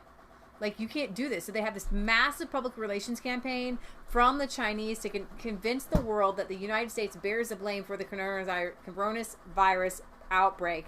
This is insane. Let's see. So before I go on to how this is going to affect our lives, which is it kind of like, I know I did this other stuff in part of the show, and it's fine. Another commercial break. Really weird. We didn't cover weird, actually. We didn't cover the fact that CEOs from all over the world have been resigning. From the biggest companies. I'm not going to sit here and read you a list, but your jaw would drop to know there's like 20 companies where these CEOs have all resigned over the past like month. It's crazy. It's absolutely insane. Britt Baza had wanted me to send some pictures. We actually talked about that. That went around a while ago. So it's not really it's not a secret. I don't need to protect you in any manner because everybody was sharing this a while ago, and we did on our show, where Dean Koontz had a book that he wrote in, I think, like in the 80s, about a coronavirus coming out of Wuhan. Mm-hmm. Okay. And everybody's kind of taking that as some sort of like, ooh, oh my gosh, it's so weird. Well, it's not surprising because the biological weapons lab is in Wuhan, and coronavirus is a known virus already. This isn't the first coronavirus like we were talking about earlier. So I think, in my opinion, although it does make you go, I think it's purely coincidental. Yeah, and so I know this is from Q, and the recent, let's see, this updated list is just this from 2020. And let me see, the list just keeps growing. I'm going to go to the... When you're an author, you do research, and it's possible that if you want to link it to a conspiracy theory, you could say that there have been discussions for years about using a coronavirus that's, medically manufactured to release on an unwitting public. I wish I had kept a list because what I did was Did you DuckDuckGo'd it? Yeah, I can't find it. Somebody had a list because Q had a list, and they're probably scrapping it from the internet. So there was a list, and I Googled them, and all these different CEOs had resigned, and it was literally within the past month. And I didn't keep the list. I'm sure the Q people have it. Maybe you guys can drop it in here. But today, Bill Gates resigns from the Microsoft board. 1 hour after the close of another one of the most tumultuous week in Wall Street history, Bill Gates, the billionaire founder of Microsoft, resigned from the company's board. Okay? Earlier today, just today, Bill Gates has stepped down from the board of Berkshire Hathaway, the conglomerate run by his friend and fellow billionaire Warren Buffett. Both men have been in the press a lot lately amid the market turmoil and a viral pandemic. Gates, who gave up chairman role in 2014, hasn't been an active leader of the company since 2008. He stepped down from the board to dedicate more time to his philanthropic priorities, he says. No. He resigned because the poop is hitting the fan as we speak, and it's spreading all over everywhere. Right, now, a lot of these people got news, and they decided to hightail it out ahead of time. That's why they resigned. And that's a fact. If things are going poorly for these big capitalists who have been capitalizing on the consumers around the world. Right. Exactly. Okay. So I didn't get a chance to play. Guys, go watch The Presser. I was going to bring up some clips. We talked about it. Here's a clip. Release the full power of the federal government in this effort today. I am officially declaring a national emergency. Two very big words. The action I am taking will open up access to up to $50 billion of very important and a large amount of money for states and territories and localities in our shared fight against this disease. In furtherance of the order, I'm urging every state to set up emergency operation centers effective immediately. You're going to be hearing from some of the largest companies and greatest retailers and medical companies in the world. They're standing right behind me and inside of me. I'm also asking every hospital in this country to activate its emergency preparedness plan so that they can meet the needs of Americans everywhere. The hospitals are very engaged. New York and various other places are also very engaged. I just spoke with Governor Cuomo. We had a very good conversation, and we're working very strongly with many states, including New York. The emergency orders I'm issuing today will also confer broad new authority to the Secretary of Health and Human Services. The Secretary of HHS will be able to immediately waive provisions of applicable laws and regulations to give doctors, all hospitals, and healthcare providers maximum flexibility to respond to the virus and care for patients. Yes. So there's So I love that. That's one of my favorite things about this speech is cutting the red tape for hospitals to be able to do what they need to do. Because what I see in that is I see Trump has been wanting to cut regulations and give freedoms back to American citizens for a long time. Now, I get that these hospitals are not American citizens, but at the same time, this overreach of power, of this control where everything has to be micromanaged and controlled and there's zero common sense involved. I think that this is going to roll out an old-fashioned way of thinking of, you know what? I can make these decisions. There's no reason for all this red tape. There's no reason for these regulations. This is Secretary Azar's response. His 10-second response. This is just funny. These guys are selling a lot of toilet paper. I don't know. There seems to Tony. Do you need to give some guidance that toilet paper is not an effective protection against getting the coronavirus? They're selling out. So these guys, they had Walmart behind them and Target, and that was just really funny to me. To let you know that I think this is the one. Okay. So here is. Britt Baza says something that I wanted to hit on today. He says, one thing I do think is funny in the UK, petrol and diesel is falling in price daily. Soon the petrol companies will be paying us to fill up our cars. So much for Greta's dream. I noticed that our prices were falling, and Trump actually addressed that, whether it was yesterday or the day before. In the speech, he was said saying, we're buying it up. We're buying up all of the oil, and we're going to sell it. It's his way of giving relief also to... Putin and Riyadh in Saudi Arabia are having a little oil war, so it's cheap. So Trump's like, I'm buying it all. Yeah. 10 days ago, I brought together the CEOs of commercial labs at the White House and directed them to immediately begin working on a solution to dramatically increase the availability of tests. Other countries have called us and worked with us, and they're doing similar things or will be doing similar things. As a result of that action today, we're announcing a new partnership with private sector to vastly increase and accelerate our capacity to test for the coronavirus. We want to make sure that those who need a test can get a test very safely, quickly, and conveniently. 10 days ago. So that's what he's going to do there. And then federal student loans, they're going to be waiving the interest on it. There. We're also announcing the following emergency executive actions today. To help our students and their families, I've waived interest on all student loans held by federal government agencies, and that will be until further notice. That's a big thing for a lot of students that are left in the middle right now. Many of those schools have been closed. Based on the price of oil, I've also instructed the Secretary of Energy to purchase it's on sale large quantities of crude oil for storage in the U.S. Strategic Reserve. We're going to fill it right up to the top, saving the American taxpayer billions and billions of dollars, helping our oil industry and making us even further toward that wonderful goal which we've achieved, which nobody thought was possible, of energy independence. It puts us in a position that's very strong, and we're buying it at the right price. And on sale. Listen, guys, we're not into cars and all this stuff, but it's just funny. Speaking of energy independence, a lot of people have been panicking over the fact that, like, if this is the end of the world, it is not.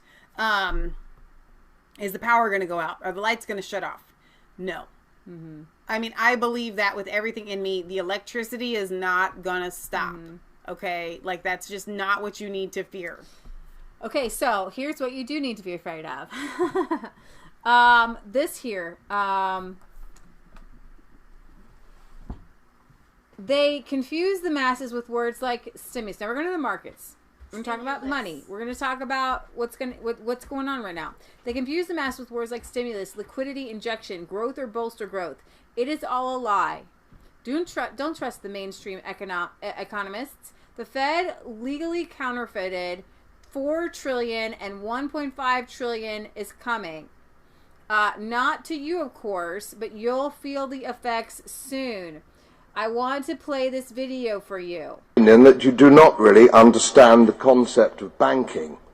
All the banks are broke. Bank Santander, Deutsche Bank, Royal Bank of Scotland, they're all broke. And why are they broke? It isn't an act of God. It isn't some sort of tsunami. They're broke because we have a system called fractional reserve banking, which means that banks can lend money that they don't actually have. It's a criminal scandal, and it's been going on for too long. To add to that problem, you have moral hazard, a very significant moral hazard from the political sphere. And most of the problem starts in politics and central banks, which are part of the same political system. We have counterfeiting, sometimes called quantitative easing, but counterfeiting by any other name. The artificial printing of money, which if any ordinary person did, they'd go to prison for a very long time. And yet governments and central banks do it all the time. Central banks repress the amount of interest that rates are, so we don't have the real cost of money. And yet we blame the real retail banks for manipulating LIBOR. The sheer effrontery of this is quite astonishing. It's central banks. It's central banks that manipulate interest rates, Commissioner. And plus, underneath all this, we talk loosely, in a rather cavalier fashion, do we not, about deposit guarantees. So when banks go broke through their own incompetence and chicanery, the taxpayer picks up the tab. It's theft from the taxpayer. And until we start sending bankers, and I include central bankers and politicians, to prison for this outrage, it will continue. Who is that guy? I honestly don't know. I don't know where this came from, but somebody posted this as a thread here. This video is 100% true. Somebody says, I couldn't say it anywhere better. I need to say this video. I'm going to download it onto my computer. I'm going to play it for you 100 times a day. So, U.S. equity market crashes below 2007 highs despite massive surge on Trump's stimulus plan. I watched the ticker go up and up. The Dow Jones was up 2.8%. Then it went up 2.9%. Then 3%, 4%, 5%, 6%. By the time I left the room, the Dow was up 9-10%. Mm-hmm. But just while Trump was speaking. Guys, this is not how this works. Okay? The last time the market rallied this much was 10/28/2008, the day TARP was announced. However, the S&P fell 35% further after the TARP bounce, but overall the market just suffered its fastest, most aggressive collapse into a bear market ever. But even more ominously, the broadest measure of U.S. equity market, the New York S&E Composite Index, has collapsed below the 2007 highs, despite trillions in added liquidity. The cash is trash. I'm not sure who that is, but so that's just basic economics. Just throwing that at you. This was an interesting article. The great unpatterning continues. Make sure you take advantage of it. In an attempt to contain the COVID-19 pandemic, the President of the United States has just announced a 30-day travel ban between the U.S. and Europe. The super rich are flying off to disaster bunkers, and the NBA has just suspended its season. This is all. If this is the first you're hearing of this, go ahead and read it again if you need to. This is all news that came out minutes prior to this writing. There may have been many other immense stories by the time you read it. This is a level of disruption that the world hasn't seen in generations. Normal things that have been a routine part of people's lives, entire lives, are just not there for them now, whether it's normal socializing, watching the basketball game, or buying toilet paper at the store. From Zero Hedge, Tyler Durden, pseudonym. I said the following last month in an article titled 2020 is going to get much crazier. Prioritize your mental health. And I have found myself, I know you guys would be like, well, your answer would be, why are you so into this? Well, I kind of see myself, and maybe I'm overinflating my own importance. No, you're not. as Let me help puff you up. spiritual Puff, and puff, mental doctor or nurse. I want to go and do the stuff, the research, figure it all out, weed through it, and bring to you a positive, hopeful message. Okay? At With the truth. end of my show, I want you to have facts. Yes. I want you to know truth. Yes. And importantly, I want you to know that God is your truth and He's going to take care of you. Yes. He's going to lead you. He's going to guide you. The anointing can go with you. However, you do need to prioritize your mental health. If you need to do things like, you know what I do? I take a run walk, and I listen to the most anointed songs that I can, and I get fired up, and the anointing comes on me. And when I do this, I often get answers. Boom, boom, boom, boom, boom, boom, boom. I don't want to call myself a prophet. However, the night before 9/11 happened, I have two witnesses who were roommates of ours at the time. My mom and I were praying, and we came up through prayer. I said, something's going to happen in New York. Something's going to happen. I got shaky. I knew something was going to happen. First of all, let's give credit where credit is due. Mom said it first. I was just trying to hurry it up because we have a long show. Okay. Mom said it's going to be New England. I said it's going to be New York. It's going to be New York. It's not credit. Okay. Just kidding. Okay. It has nothing to do with giving credit. I say this story a lot. I was just trying to, we have a lot. It's 8:24 and I still have some more stuff I want to tell you guys. So anyways, in 2015, I was on a prayer walk. The Lord kept telling me, Russia, Russia, Russia, Russia, Russia, literally Russia, Russia, Russia, Russia, Russia, Russia. I didn't know anything about Russia. Russia was not on my radar. I have it written down. May 2015, Russia, Russia, Russia. I also have Sunday. I did not know that Sunday, what that was, and I kept asking the Lord, what in the world is Sunday? I had been following the solar eclipse. We went down the solar eclipse. We met a viewer there at the solar eclipse, and as I'm explaining to him these different things that I had, like the Russia, Russia, Russia, and I said, I kept praying for Sunday, but I didn't know what Sunday, the solar eclipse from West Coast to East Coast. God told me about the solar eclipse and that it would happen before it happened. I can't understand this. I can't fathom why God would tell me about Russia, Russia, Russia. Why would God tell me this? He told me to love Russia at that point. So I know that we talked about this. Love those people who are accused of being Russian agents, things like that. And then back in the summer, Michelle reminded me that I got a word of the Lord that it said the earth is going to come to a stop or a standstill. And I said, not the globe, but the things that we're doing. Right now, we're seeing that play out. Things coming to a stop and to a standstill. So God is moving. The signs of the times, God has been pointing to 2020 for a very long time. And Mom points it out and things like that. So moving on here. This is crazy. Back in November, Tyler Durden says, things are going to get weirder and weirder. Back in November. Throughout the foreseeable future, we're coming to a point in history where the only reliable pattern is the disintegration of patterns. And that, I have anointing goosebumps, and that 2020 has come storming out of its corner, swinging for the fences, working to establish this pattern with extreme aggression of no pattern. We're not going to hit a point of stability or normality this year. We're going to see things get crazier and crazier and crazier. I don't know what's going to happen, but I know it's going to be nuts. Okay? And by Jove, if that isn't proving true in some bizarre and unexpected ways. I wrote down in my prophecy journal, expect the unexpected. Things are going to change. The world will be turned upside down. I certainly wasn't expecting, but Christians would be saved. Now keep an eye on that. Those who follow the Lord are listening to his voice. I certainly wasn't expecting the coronavirus to play a role in that unpatterning at the time. In fact, I was dismissive of it when it first emerged, but we're seeing a disruption in collective patterns and routines like nothing we have ever seen before. And this is going to be a small prediction. We don't like to do prediction prophecies here. We're going to write them down, show you the date, and if they happen, woohoo! So I don't want to look crazy, right? But I do believe the coronavirus is a tipping point of the iceberg and that there will be more events. Okay? I know y'all want to do end times, whatever. But guess what? You're not wrong. In that, Revelation is played out generation and generation. Many people in the past could see this. So Revelation is written on our hearts. God tells you that there is a pattern, that God knows the pattern. If you get in the Word of God, I can show you this pattern and how it happens through generations. But guess who comes out on top? Christians. More Christians. All right. I often hear people in my line of work saying, man, we're going to look back on all this crazy stuff and think about how absolutely weird it was. No, we won't, because it's only going to get weirder. It's only going to get weirder because that's what it looks like when old patterns start to fall away. The human mind is conditioned to look for patterns. And I think that that's what I want you to go away with today is don't try to look for a pattern. Your brain will break. I felt it in my own brain. Trying to put things together to find the pattern. Don't look for the pattern. Look to Jesus. Follow your spirit. And you'll find what the next step is. The pattern won't make sense. And that's why people are having some mental breakdowns. Because you can't. The patterns are, well, this happened in 1920, this and this happened here, and this happened here, and this happened here. I'm telling this to myself, and so I'm going to tell this to you.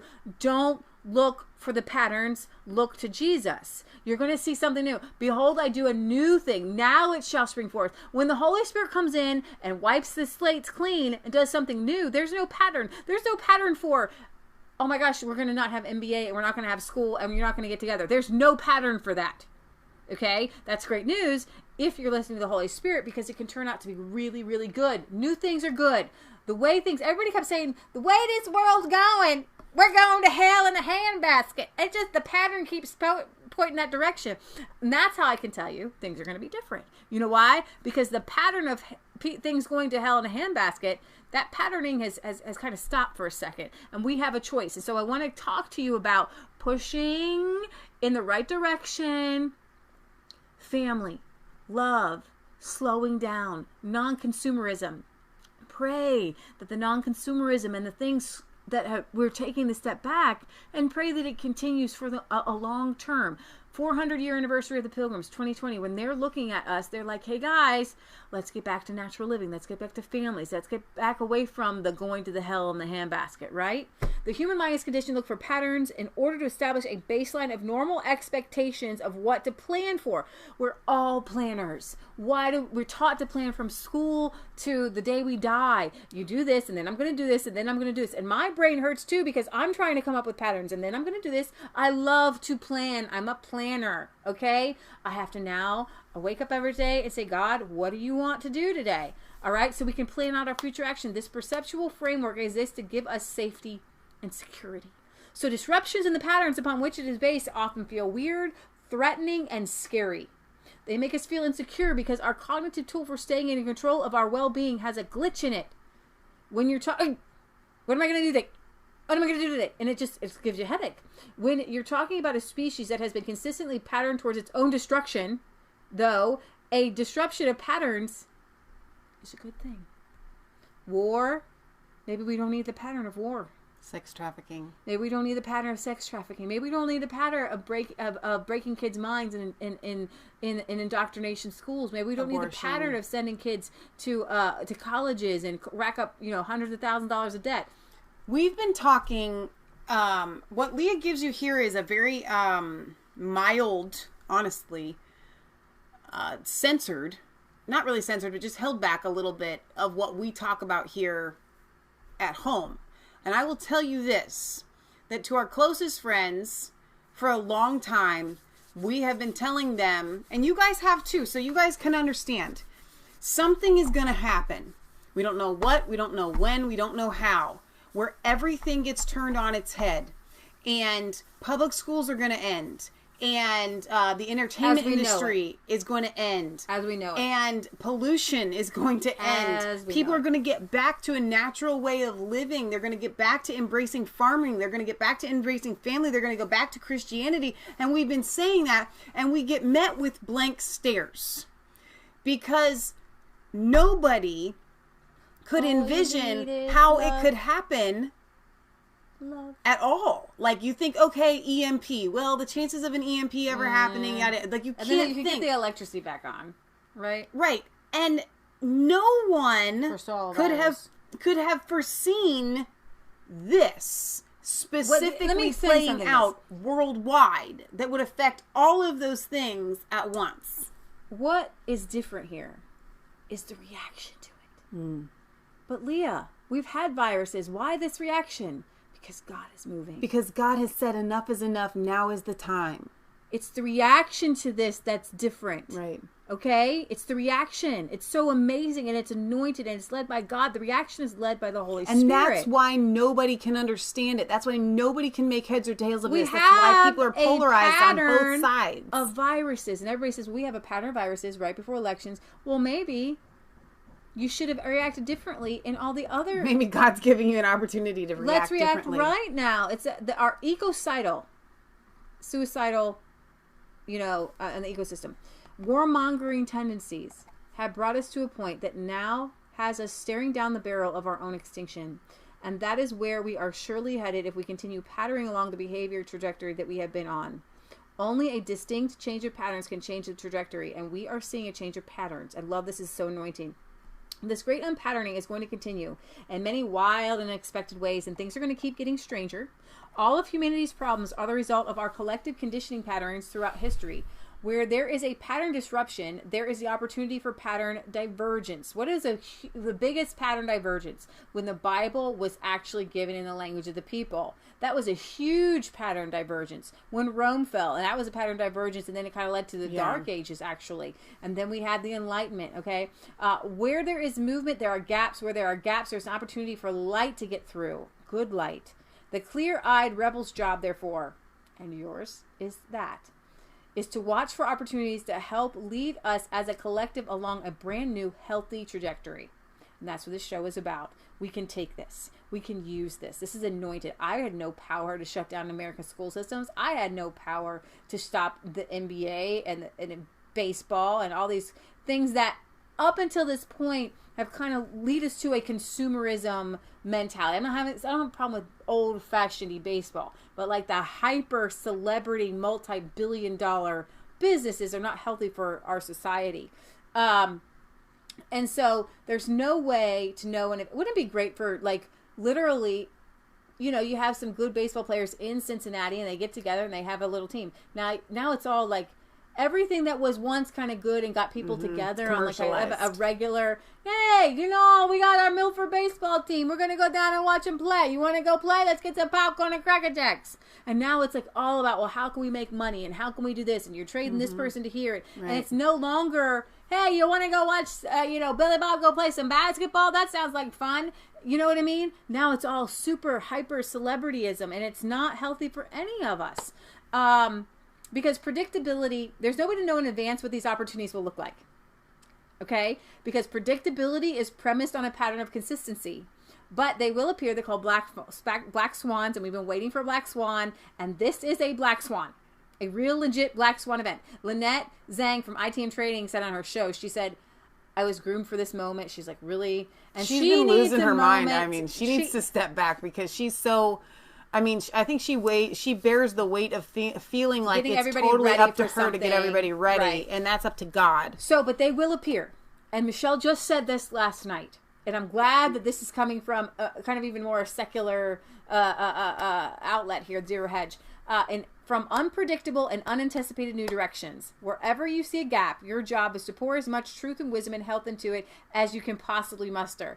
And so that's what I feel like my job is as a doctor for the universe. To say, guys, if you or your neighbor or your town has a garden, plant one this year. Do your part. Scale back from consumerism. Let's start making America great again, or Britain great again, so that your fisheries are strong, the local businesses are strong. We got to get rid of the red tape. What I loved about Donald Trump is I'm finding opportunities. Yay, Donald Trump, no red tape. So you have smaller businesses in America who can This is exactly what we have been saying for so long, that it's going to take something like this that is going to revamp everything and give us our freedoms back. And so I got one more line. Okay, give me another line. This is the last of the article. No, it's good. One more line. Watch for gaps in the armor of the establishment oppression machine. Yep. Okay, we saw it with Donald Trump being elected. So excited, 2016, right? And then the Russia investigation, and the Democrats are falling all over their feet. They've got Biden and Bernie and socialism and craziness, and they just fall in the traps that they set for themselves. And the establishment machine is being exposed with the CIA and the FBI. Yes, this is all tied in together, okay? And you know what? It takes a great leader, and I'm not talking about Donald Trump.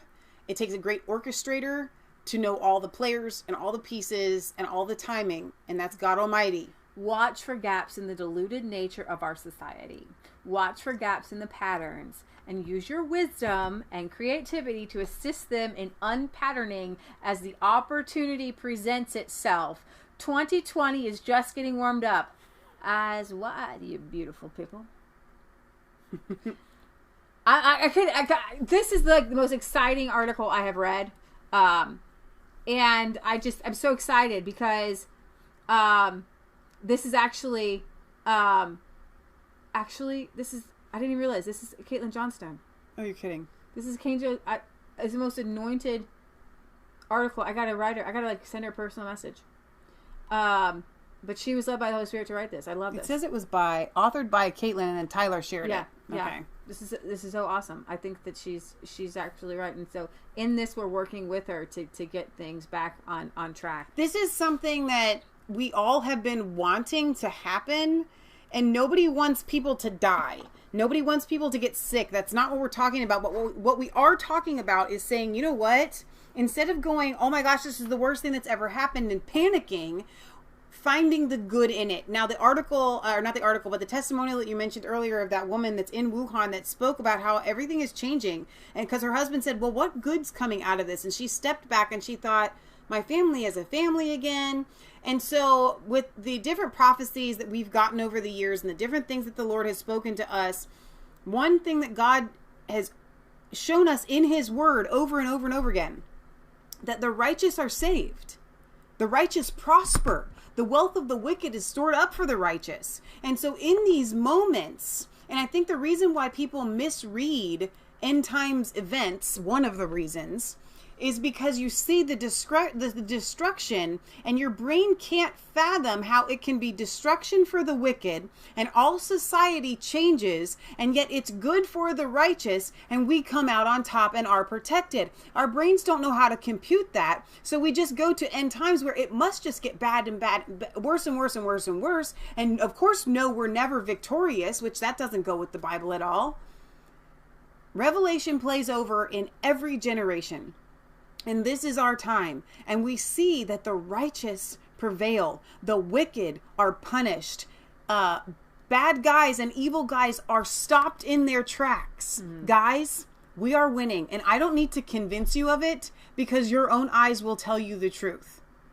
As you watch this play out. Right. Like, that's fascinating that article said the exact same thing in the prophecy that the Lord gave me last night. And I gave it to Mom and I gave it to Leah. And I'll tell you guys, I don't mind, you're my family. This is just the first shaking. What the Lord spoke to me last night was there's a sifting that he's doing, and this is the first sifting. And then another thing is going to happen that is as equally mind-blowing and never could have been thought of, but separate from this. And then another thing, and it's just going to keep hitting in waves. And guess what? It's not going to be bad for the righteous. Right. It's going to be bad for the wicked. So get on your face before God. Get excited. Okay, so what we have, virtually every activity that entails or facilitates in-person human interaction seems to be in the midst of a total meltdown as the coronavirus outbreak erases America's desire to travel. The NBA, the NHL, the Major League Baseball have suspended their season. Austin South by Southwest canceled this year. I don't know who that is. Some special festival. No. It's a festival. What do I know? And laid off a third of its staff. Amtrak says bookings are down 50% and cancellations are up 300%. Its CEO is asking workers to take unpaid time off. Hotels in San Francisco are experiencing vacancy rates between 70 and 80%. Broadway goes dark on Thursday night. No more Broadway shows. And we know that homosexuality runs rampant in Broadway. All of these things that are getting shut down, the devil rules. Of Southwest and JetBlue have both compared the impact of COVID-19 to 9/11. That was before banned air travel from Europe. If you go to Europe on cheap flights, you will not get back for a while, so plan on being there for a long time. Universities are now emptying their campuses and have never tried online learning on this scale. White-collar companies like Amazon, Apple, and New York Times and Slate are asking employees to work from home.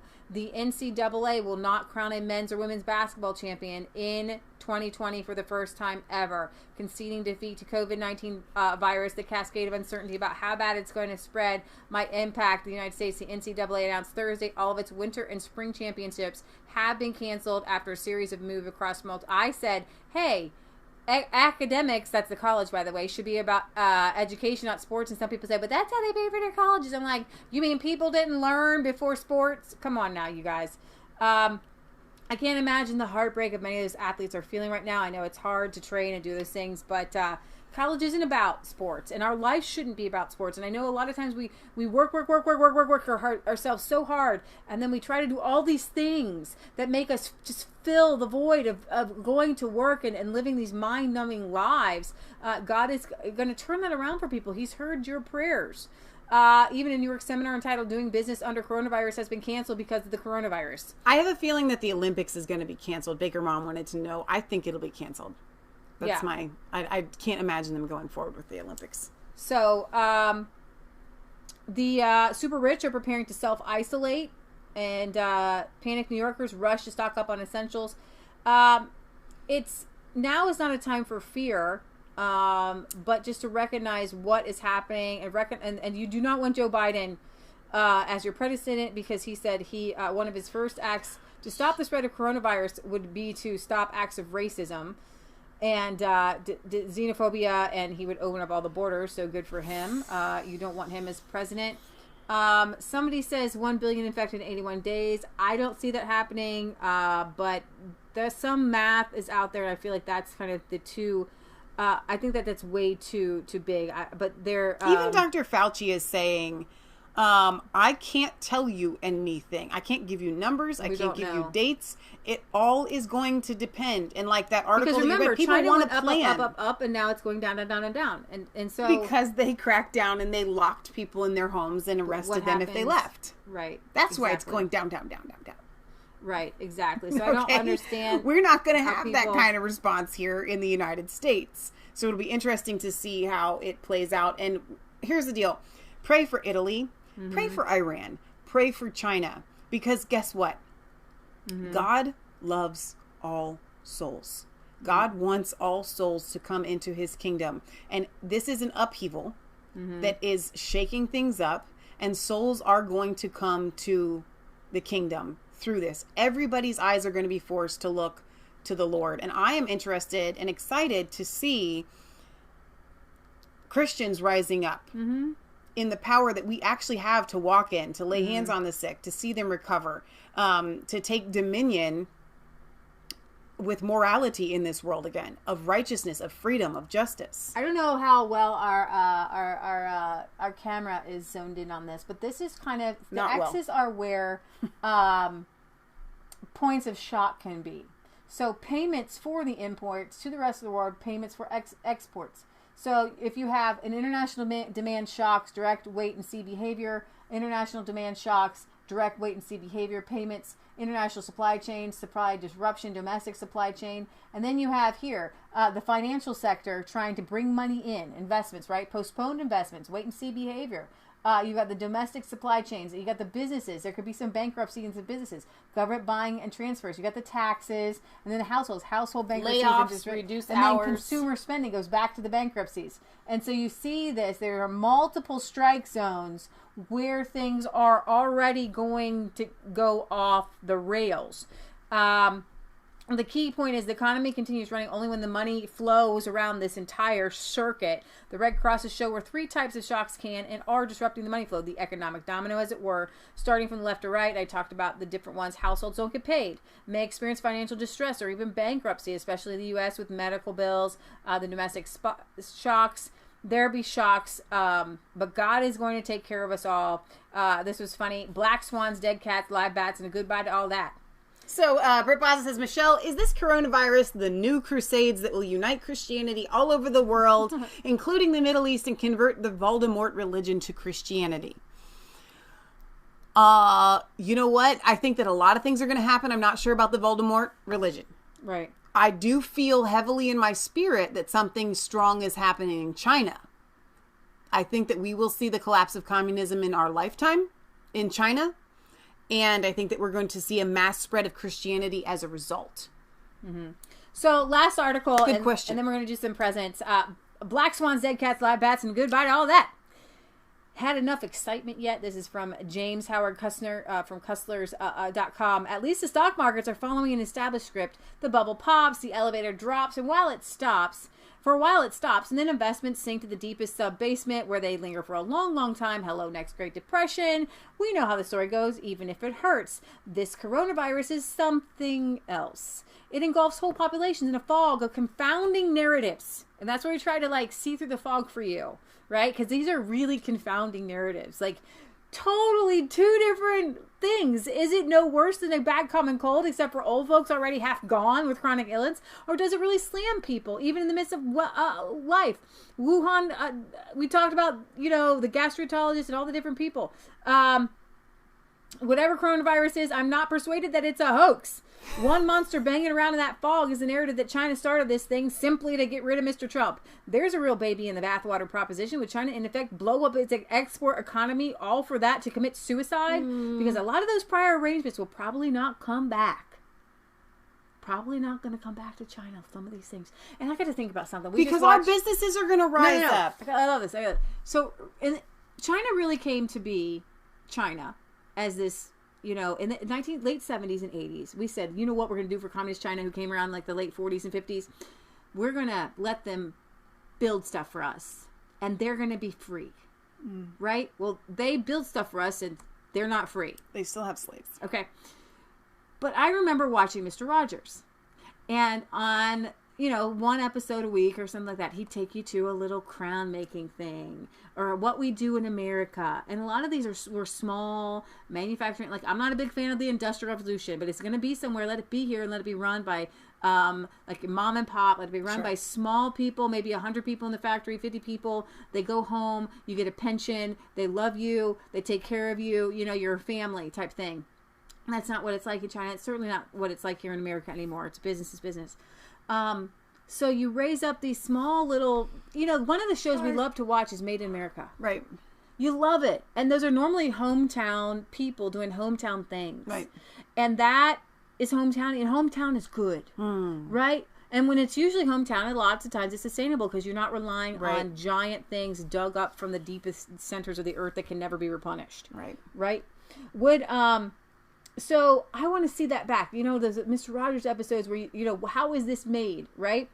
And the fabulous cornucopia of plastic goodies extruded from all those smoking factories and fleshed out to the world. The whole glorious let's get rich extravaganza that Deng Xiaoping kicked off 40 years ago. It looks like the global economy is on rocks, perhaps for good, as we knew it. And I love that I'm not the only one who's it's so awful, Is China as plumb crazy as, for instance, America's political left?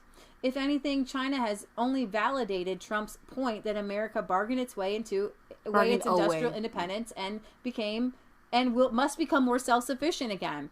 True enough, where I depart from the MAGA in my sense is that the industrial age itself has probably shot its wad. And that is where I'm at. And whatever America makes of itself going forward is likely to be much more modest and simpler way of life without a lot of dazzling bells and whistles we become accustomed to, and perhaps some genuine hardship. Good kind of hardship that makes there's good hardship that you have to work and you sweat. And then there's bad hardship where you fell off your bike and you broke your arm. Okay? I'm talking good hard work. And ingenuity, because during the Great Depression, and it didn't need to be that way. People were real smart, and they became real creative, flour sacks and dresses and things like that. And a lot of people came together. They helped each other. I say that, as readers will recall, because it really comes all down to the energy inputs available, and that part of the picture has gone pretty grim. The convergence of the world events has driven a wooden stake through the heart of the oil shale business. From the get-go, shale oil was a loser, and it goes on to talk about energy. Coronavirus neatly imploded that financing scaffold. And now with world businesses locked down and markets cratering, capital is vanishing. And as this person, the author averred before, the shale company spent 10 years proving to investors that they can't make a red cent. It goes on. Meanwhile, oil is cheap, but demand is gone. Planes are not flying, ships are not sailing, stadiums are empty. Lots of things are shutting down, and quite a bit of it may never come back. U.S. politics were already crazy enough before this suddenly happened. The crisis of the but past few we're not weeks. talking about politics really right now. I mean, Right. the CNN people are, okay, but most of us are just talking about, I was let's just get through thinking this. about how, like a couple weeks ago, I was just blathering on about last week's show. We did a whole montage of Joe Biden, blah, blah, blah, blah, blah, blah. That's all, folks. The crisis of the past few weeks also saw the supernatural elevation of Joe Biden to the utterly implausible role of last vehicle standing in the Democratic Party demolition derby. You know, the one you just never thought would make it. Just kept sputtering You got a on. little boogie. I do. I could feel it. Put a little boogie in.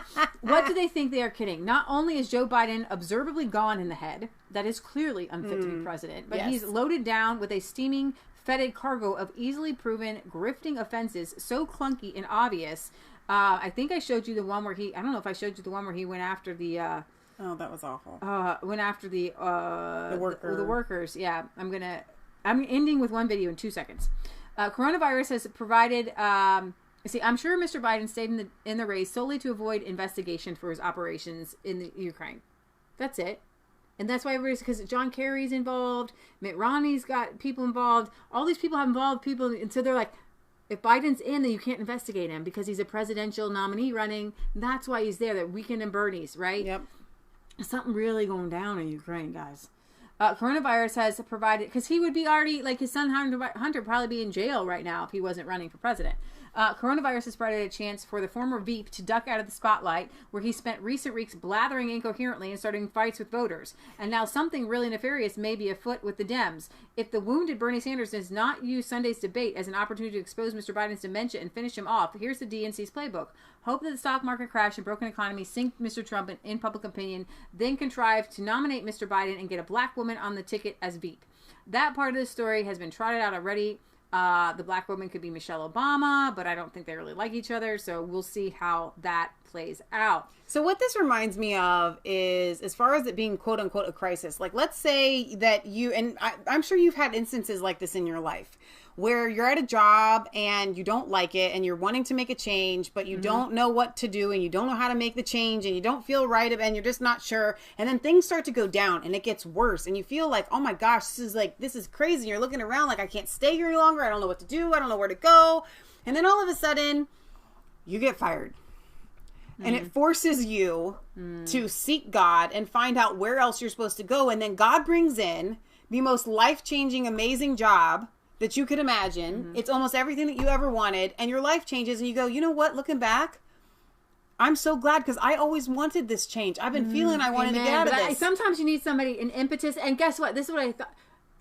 It's so funny because I remember hearing the guy who played Doctor Strange, William, the Chamberlain, is that what his name? Cumberbatch. Cumberbatch. Benedict Cumberbatch. Cumberbatch. Anyways, he's like, we need to change the world, but we can't do it. We have to do a whole world change all at one time. It can't be over, it can't just be one thing at a time. I'm like, you're actually right about that. Let's all get on board together. So I want to end with this because this is Joe Biden threatening to take an oil worker outside and telling him he's going to take away his AR-14. Oh, this isn't even turned on. So somebody is coming at asking him about the gun confiscation in his Second Amendment rights here. And then he made a video with NRA later, and I'm going to play that to finish off here. And I will right now. If you scoot over, they can read it. Now, shush. I support the Second Amendment. Second Amendment, just like right now, if you yell fire, that's not free speech. From the very beginning, I have a shotgun, I have a 20 gauge, a 12 gauge, my son's hunt. Guess what? You're not allowed to own any weapons. I'm not taking your gun away. You're not allowed to own any weapons. 100 rounds. So when you were in Beto and you said you're going to take our guns, I did not say that. That's not true. I did not say that. It's a viral video. He said, what about with Beto, who said he was going to take our guns away and you were going to make him your gun czar? And he's like, I didn't say that. Like the other ones are putting out that are saying they're lying. Your voice, you said that you're taking the guns away. Oh, he just clarified it. Wait. Take your AR-14s. Okay, this is not okay. Hold on. Don't tell me all this. I want to go outside. There's a lot of guys want to. I'm not working. Give me a break. Don't be such a worry about it. Hey, there's a lot of Hey, look, here's the deal. Here's the deal. Are you able to own a machine gun? I said, are you able to own one? Under the law. Machine guns are illegal. That's right. So AR-15's illegal. How is that a machine gun? No, it's not. Semi-automatic. Yeah, do you need 100 rounds? Do you need 100 rounds? In America with handguns, and there are what you call assault rifles. Why are you advocating for assault rifles when people are buying the handguns? Okay, well, here's that guy. Joe Biden threatened to take this union worker's AR-14 in a train wreck of a viral video. His name is Jerry Wayne, AR-14, now on Twitter. That Joe Biden tried to intimidate. Bullshit. Don't be such a worry about it. Your AR-14's the one. Joe Biden wants to take my AR-14. Let's just not tell him what it really is. AR-14.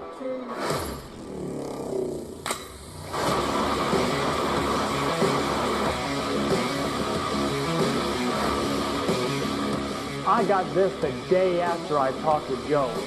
I'm sure that's not the result he was going for. My name is Jerry Wayne, and all I wanted to do is ask a presidential candidate a question. I didn't intend to start a fight. All I did was ask Joe how he was going to win over the union vote when he's planning on coming after our guns with Beto O'Rourke. Hell yes, we're going to take your AR-15, your AK-47. I watched a video where he wanted to make assault weapons, or America's most popular rifle, illegal. So I asked him about it. Instead of answering me honestly, he acted like he never said it at all. You are actively trying to diminish our Second Amendment right and take away our guns. You're full of shit. So when you were with Beto, you said you were going to take our guns. I did not say that. That's not. I did not say that. Video. And you say I'm full of shit? Really, Joe? All I did was ask you about your own comments. So to gun owners out there who say, well, a Biden administration means they're going to come for my guns. Bingo. You're right if you have an assault weapon. The fact of the matter is they should be illegal, period. At one point, he asked me if I wanted to go outside. There's a lot of guys. Why, Joe? To smell all the freedom? And then I ended up telling him, you work for me. And that he wanted to tell me no. I'm not worried. Politicians that have been in office for as long as Joe Biden need to be reminded that they work for us. We do not work for them. Americans should be able to ask candidates seeking the highest office what's going to happen to their rights. If they vote them into office, Joe Biden can call me all the names he wants. But it doesn't change the fact that he's on video promising that Beto O'Rourke lead the effort on gun confiscation. You're going to take care of the gun problem with me. You're going to be the one who leads this effort. I'm counting on you. I think Biden made a huge miscalculation when he threatened to strip us Americans of our gun rights. The Second Amendment was put in place to protect us from a tyrannical government. I have a message for the gun-grabbing politicians. Your belligerent behavior has no place in government. And you will never, I mean never, touch our guns.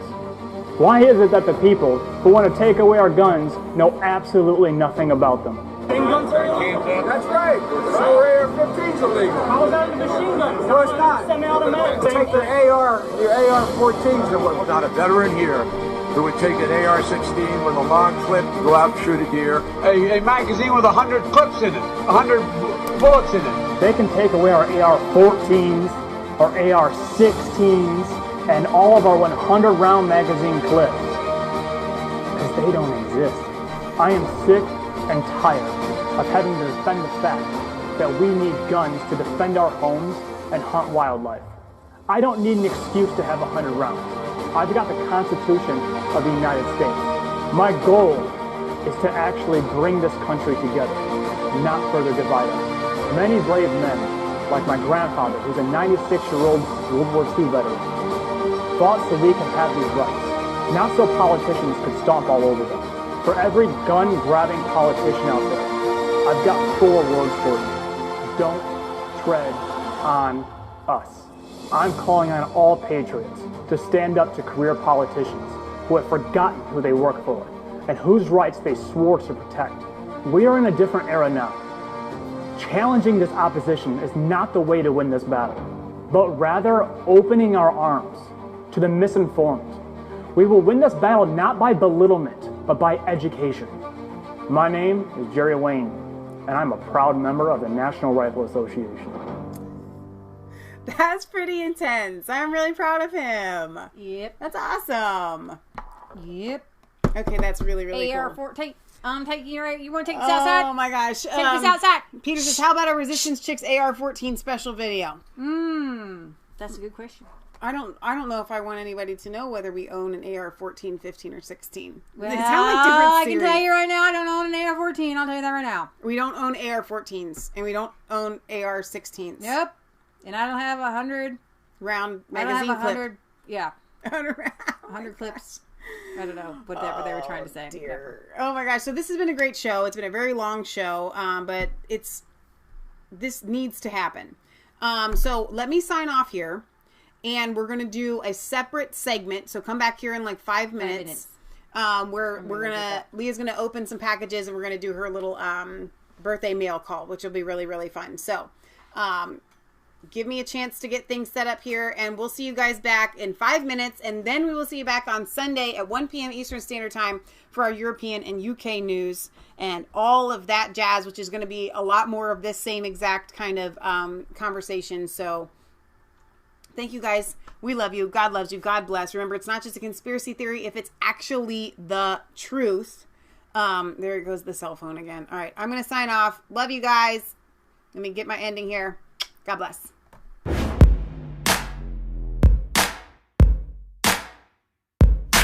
I was cold, all alone. No place for